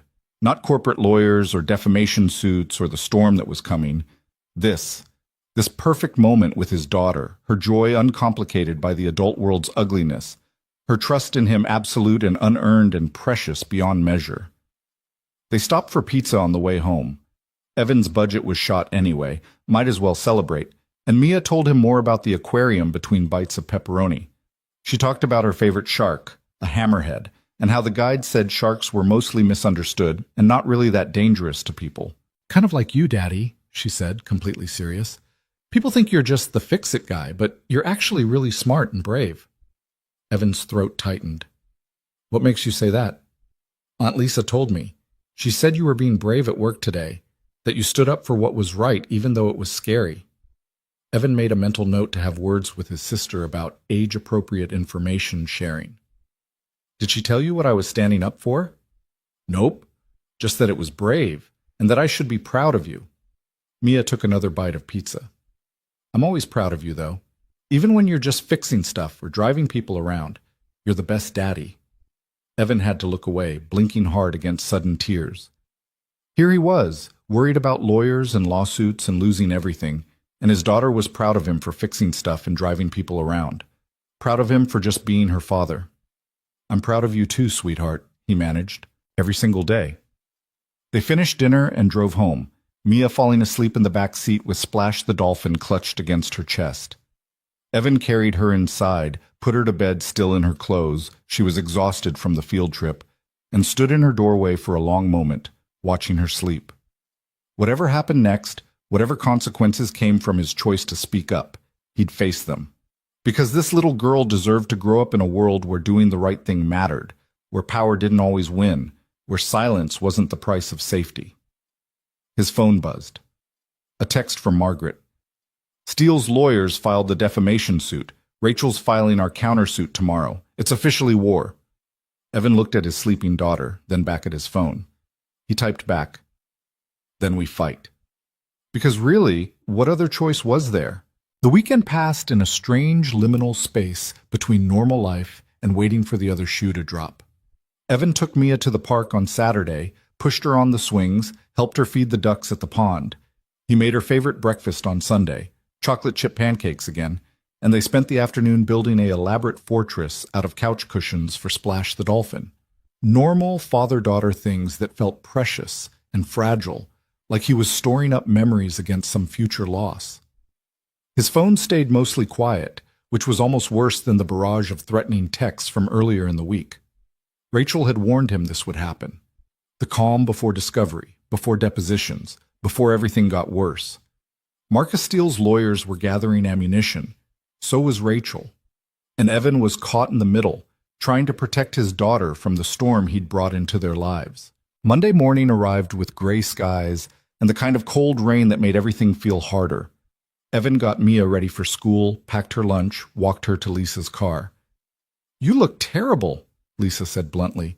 "Did you sleep at all?" "Some." A lie. He'd managed maybe 3 hours total, his mind spinning through worst-case scenarios. "Evan, I'm worried about you. About both of you." Lisa glanced at Mia, who was already buckling herself in. "If this gets bad, if you need me to take her for a while, it won't come to that. But if it does, I won't let it." Evan kissed Mia through the window. Have a good day at school, sweetheart. I love you. Love you too, Daddy.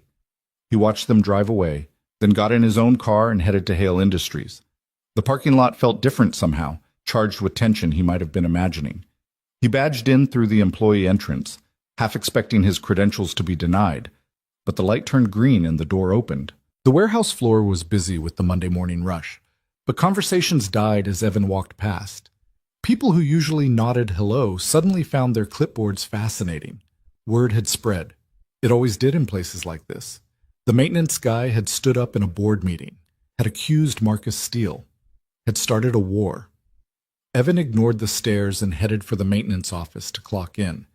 His supervisor, Frank Morrison, was waiting there with an expression that promised nothing good. Brooks, my office, now.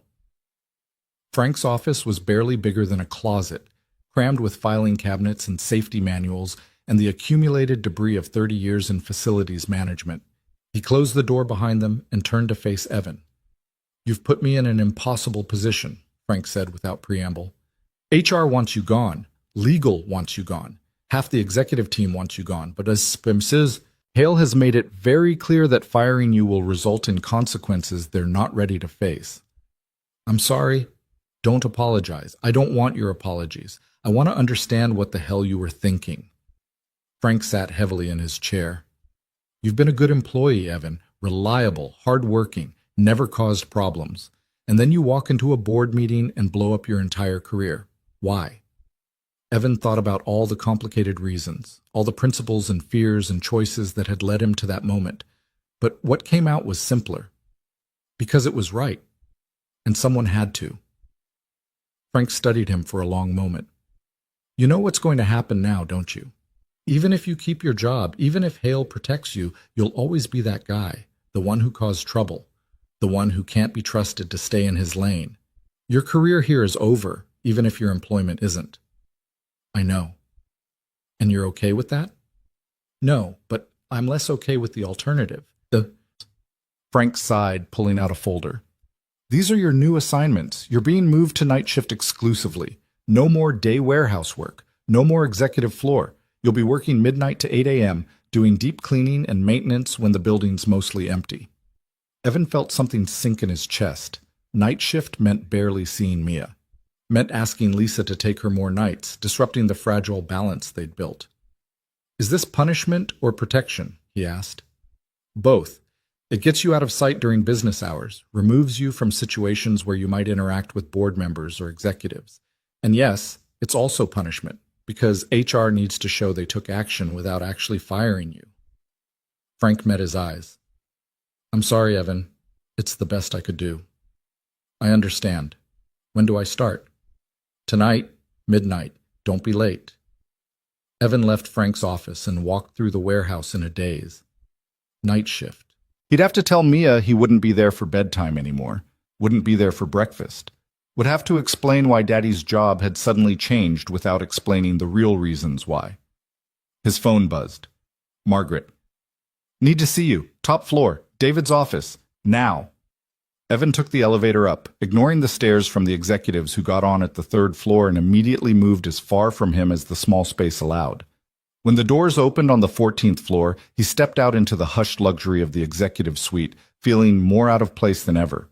David waved him toward Margaret's office. She's waiting. Go on in. Margaret was at her desk, but she looked different. Tired, yes, but also somehow lighter. Like she'd put down a weight she'd been carrying for years. They moved you to night shift, she said without preamble. How did you? I still have access to HR systems, for now. She stood, moving to the window. I'm sorry, Evan. I tried to prevent it, but they needed to show they'd taken disciplinary action. It was this or suspension. It's fine. I'll manage. It's not fine. You're being punished for telling the truth. She turned to face him. But there's been a development. The security footage from Marchand's came through this morning. Rachel sent me the relevant clips. Evan's pulse quickened. And? It shows everything. Me arriving for dinner with Marcus, functioning normally, both of us at the bar, Marcus handing me a drink, 20 minutes later me trying to stand and nearly falling, Marcus trying to guide me toward the elevator, me pushing him away and running for the exit, knocking over a table on the way out. Margaret's voice was steady, clinical, like she was talking about someone else. It shows Marcus following me outside, watching which direction my rideshare went, then getting in his own car and following. That's proof. It's evidence. Strong evidence. Rachel thinks it's enough to force a settlement. Margaret pulled up something on her computer, turned the screen toward him. The board met this morning. Emergency session. Patricia presented the footage. The vote was unanimous. The merger with Steele's company is canceled. All business relationships severed immediately. Evan felt something unknot in his chest. They believed you. They believed the video, and they believed that the liability of continuing any association with Marcus Steele outweighed whatever financial benefits the merger might have brought. She smiled, but it was complicated, edged with bitterness. Turns out corporate boards do have principles. They're just economic rather than moral. What about the lawsuit? Is he dropping it? Not yet. But Rachel's confident. With the footage and the board's decision, his defamation case falls apart. We have proof I was impaired, proof he followed me, proof of everything I claimed. His lawyers know this. They're probably advising him to settle and move on. So it's over. Margaret's expression shifted. For you, maybe. For me, it's more complicated. The board wants me to take a leave of absence. For my own well-being, they say. But really because having a CEO who was almost assaulted by a business partner is bad optics. They want me to disappear for a while, let the scandal die down, come back when everyone's forgotten. That's not fair. No, but it's reality. She sat on the edge of her desk. I've spent 15 years building this company, sacrificing everything, my marriage, my relationship with my son, my own well-being, for Hale Industries. And now they want me to step aside because I was victimized, because I had the audacity to be vulnerable. You don't have to accept that. Actually, I do, because fighting it would mean months of media attention, more lawsuits, more scrutiny, and I'm tired, Evan. I'm so tired of fighting. She looked at him with something like wonder. You know what's strange? I thought losing this position would destroy me. I thought the company was all I had. But sitting here right now, knowing I'm about to step away, I don't feel destroyed. I feel relieved. What will you do? I don't know yet. Daniel's boarding school called this morning. He's been having problems, acting out. They want me to come get him, spend some time figuring out what's going on. Margaret's voice softened. I haven't spent real time with my son in years. Haven't been present for him in any meaningful way. Maybe this is a chance to fix that, to be the mother I should have been all along. Evan thought about Mia, about the night shifts that would take him away from her. Being present is the hardest part, and the most important. You'd know better than me. Margaret pulled an envelope from her desk drawer. This is for you. Before you argue, just listen. The board approved a discretionary bonus for your actions in reporting misconduct. $50,000. Evan's mind went blank. I can't accept that. You can and you will. It's not payment for testimony. That would be illegal. It's recognition for doing the right thing at great personal cost. The board voted on it. It's legitimate. She held out the envelope. Take it. Use it to get a better car or put it toward Mia's education, or just keep it as a buffer against the next emergency. You've earned it. Evan took the envelope with shaking hands. $50,000. More money than he'd ever had at once. Enough to change things, to give Mia opportunities he'd never been able to afford. Thank you, he managed. Don't thank me. Thank Patricia Joe. She's the one who pushed it through. Margaret stood, extending her hand. I'm stepping down officially next week. Patricia will be interim CEO. She's already committed to reviewing company policies on harassment and retaliation. Your night shift assignment will be temporary. She's promised to move you back to days within a month, with a promotion to facilities supervisor. Evan shook her hand, overwhelmed. A promotion? You've been doing supervisor-level work for years without the title or pay. It's overdue. She smiled. Patricia's good people. She'll take care of you, and Rachel's still handling the legal side until everything's completely resolved. You're protected, Evan. You and Mia both. What about you? Are you protected? I'm wealthy and connected and have excellent lawyers. I'll be fine. Margaret's expression grew serious. But, more importantly, I'm free. For the first time in 15 years, I get to choose what matters instead of letting the company decide for me. That's worth more than any position. They stood there for a moment, two people whose lives had collided by accident and been permanently altered by the collision. Evan thought about that night, about the woman stumbling out of Marchand's, about the choice he'd made to help instead of looking away. "I should go," he said finally. "Let you get back to work." "Actually, I'm done for the day. Done for the week, really. I'm going to pick up Daniel, take him somewhere quiet, try to figure out how to be his mother again." She walked him to the door. "Will you keep in touch? Let me know how you and Mia are doing." "Of course." "Good."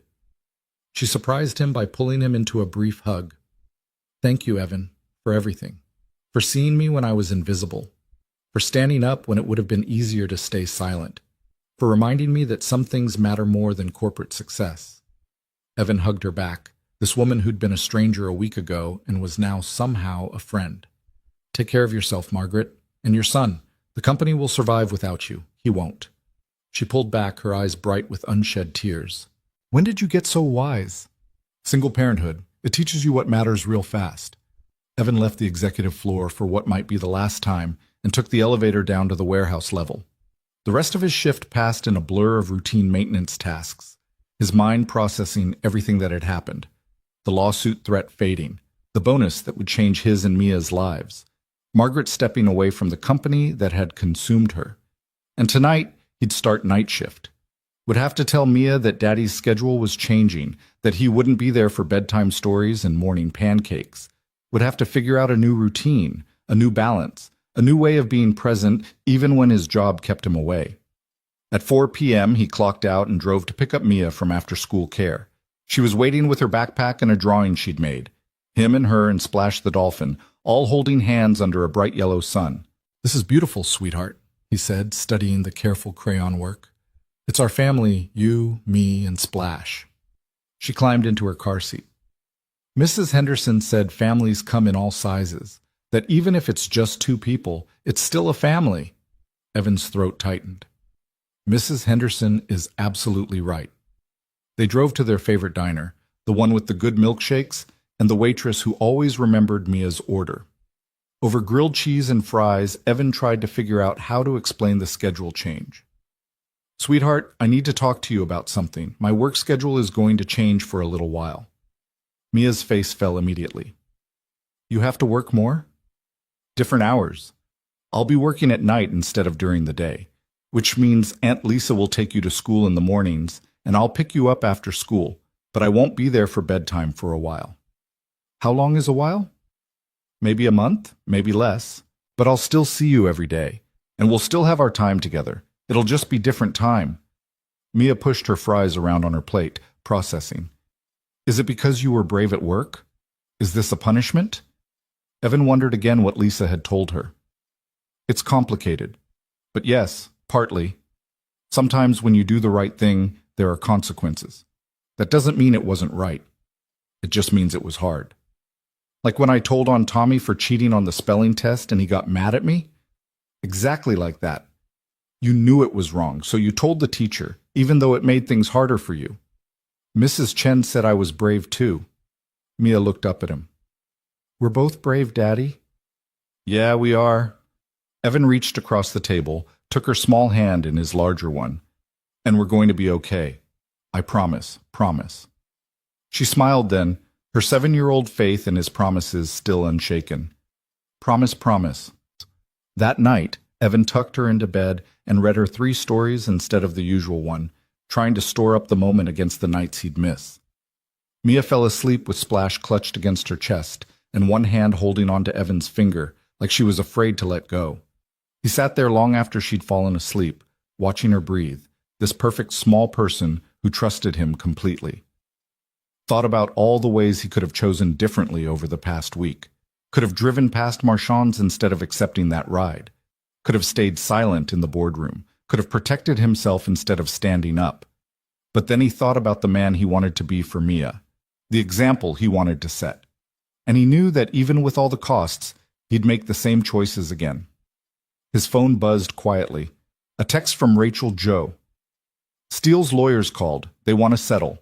Dropping all claims, No admission of wrongdoing on either side, confidentiality agreement. Margaret's considering it. Wanted you to know. Evan typed back. Tell her to do what's right for her. I'm okay either way. The response came quickly. She said you'd say that. Also said to tell you you're a good man. Don't let the world convince you otherwise. Evan smiled in the darkness of Mia's room, then carefully extracted his finger from her grip and headed to his own bedroom. He had 3 hours before his first night shift started, and he needed to try to sleep. The month that followed was harder than Evan had anticipated. Night shift meant sleeping during the day while Mia was at school, being awake for a few hours in the afternoon when she got home, then leaving for work just as she was getting ready for bed. The rhythm was wrong, opposite to everything his body wanted, but he adapted because he had to. Lisa stepped up in ways that humbled him, taking Mia more nights than she probably should have, helping with homework and bedtime stories and all the small rituals of childhood. Evan tried to pay her from the bonus money, but she refused. You're my brother, she said simply. This is what family does. The settlement with Marcus Steele went through quietly. No admission of wrongdoing, but a clause that prevented him from contacting either Evan or Margaret ever again, with severe financial penalties if he violated it. The defamation suit disappeared. Marcus's merger with another company fell through when the security footage somehow leaked to the business press, and the last Evan heard, he'd relocated to Europe to pursue opportunities there. Margaret kept her promise to stay in touch.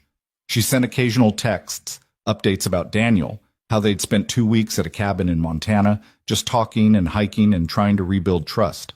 How he'd agreed to switch to a day school near where she lived, let her try this parenting thing for real. How hard it was, and how worth it. Being present is terrifying, she wrote in one late-night message. What if I'm still not enough? What if I've damaged him too badly to fix? Evan wrote back, You show up anyway. That's all any of us can do. Show up and try and hope it's enough. Patricia Jo proved to be exactly the kind of CEO Margaret had described. Principled, fair, focused on people as much as profit. She implemented new harassment policies, created an anonymous reporting system, and made it clear that retaliation against whistleblowers would result in immediate termination. And true to her word, exactly 4 weeks after Evan started night shift, she moved him back to days with a promotion to facilities supervisor. Better pay, normal hours, and most importantly, time with Mia. The first morning Evan was there to make breakfast again, Mia launched herself at him with such force she nearly knocked him over. You're home, for real home, for breakfast. For breakfast, Evan confirmed, already mixing the chocolate chip pancake batter. And dinner, and bedtime. Back to normal. Better than normal, Mia said, setting the table with elaborate care. Because now you're a supervisor. Aunt Lisa said that means you're the boss of fixing things. Something like that. They ate breakfast together, and Evan walked her to the bus stop, and when he got to work, his new office, small, but his own, was waiting with his name on the door. Evan Brooks, facilities supervisor. He stood in the doorway for a moment, taking it in. His phone buzzed. A text from a number he hadn't saved but recognized. Margaret. Daniel asked if we could meet your daughter sometime. He said any kid with a dad brave enough to stand up to bullies must be pretty cool. Interested in a park meetup next weekend? Evan smiled and typed back, Mia would love that. Fair warning, though. She'll want to tell him everything about dolphins. Daniel's into marine biology. They'll get along perfectly. That Saturday, Evan and Mia met Margaret and Daniel at Riverside Park. Daniel turned out to be a quiet 16-year-old with his mother's eyes and an unexpected gentleness with younger kids. Within 10 minutes, he was helping Mia climb the big slide she was usually too scared to try, encouraging her with the patient firmness of an older brother. Margaret and Evan sat on a bench, watching their kids play. He's good with her, Evan observed. He's good with everyone. I just never slowed down enough to notice. Margaret looked different, softer somehow, less armored. We start family therapy next week. His idea, actually. He said if we're going to do this, do the whole mother-son thing, we should do it right. Smart kid. He gets it from his father. I mostly just contributed stubbornness and anxiety. She smiled. But we're trying. That's something. They sat in comfortable silence for a while, watching Mia and Daniel chase each other around the playground equipment. Other parents dotted the park, caught up in their own small dramas and victories. The world kept turning, indifferent to the battles Evan and Margaret had fought. "Do you ever regret it?" Margaret asked suddenly. "Speaking up? All the consequences that followed?" Evan thought about the night shifts, the fear, the lawyers, the way his life had been upended. Thought about Mia's hand in his, her trust that he'd do the right thing. "No," he said honestly. "I regret that it was necessary. But I don't regret doing it." "Me neither. For the first time in years, I'm learning who I am outside of being a CEO. I'm terrible at it so far, but I'm learning." She glanced at him. "You taught me something important, Evan.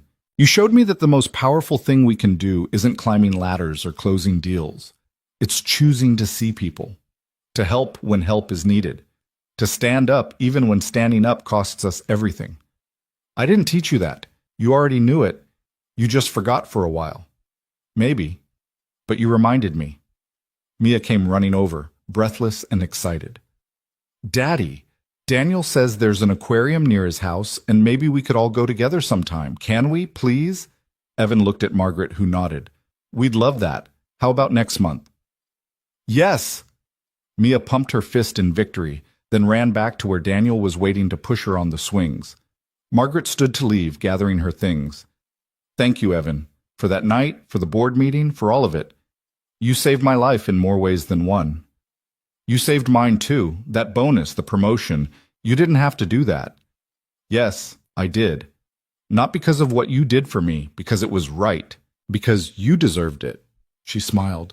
"Besides, someone wise once told me that doing the right thing is its own reward, even when it's hard, especially when it's hard." They parted ways as the afternoon sun started to sink toward the horizon, heading to their separate cars, their separate lives that had intersected so unexpectedly. Evan watched Margaret and Daniel drive away, then turned to where Mia was still playing, her laughter carrying across the park. His phone buzzed one last time. A text from Patricia Joe. "Board meeting next week. We'd like you to present on facilities improvements and new safety protocols. Your expertise is valuable. Don't undersell yourself."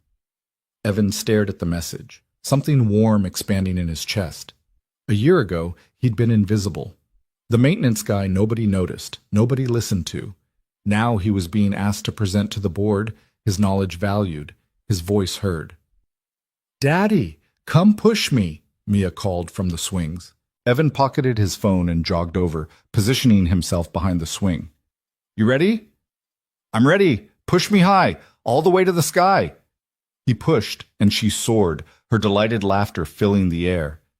And in that moment, with his daughter flying higher and higher, her joy uncomplicated and pure, Evan felt something he hadn't felt in years. Hope. Not the desperate kind, the kind that came from wanting things to be different, but the solid kind, built on evidence. Evidence that doing the right thing mattered, that speaking truth had power, that one person's choice to help another could ripple outward in ways impossible to predict. He thought about that night outside Marchand's, about the choice to pull over instead of driving past, about every choice that followed, each one building on the last, until they'd somehow arrived here. At this park, on this perfect autumn afternoon, with their children laughing and their lives irrevocably changed for the better. "Higher, Daddy, higher!" Evan pushed harder, watching Mia soar, and smiled. Sometimes the most powerful acts didn't make noise. They didn't come with recognition or reward. They were quiet things, done in darkness, witnessed only by the people they helped and the conscience of the person doing them. But those quiet acts had power. They changed lives. They changed the world, one small choice at a time. And Evan Brooks, facilities supervisor and single father, ride-share driver, and unlikely hero, had learned that the hard way. He'd learned it was worth it, every single time.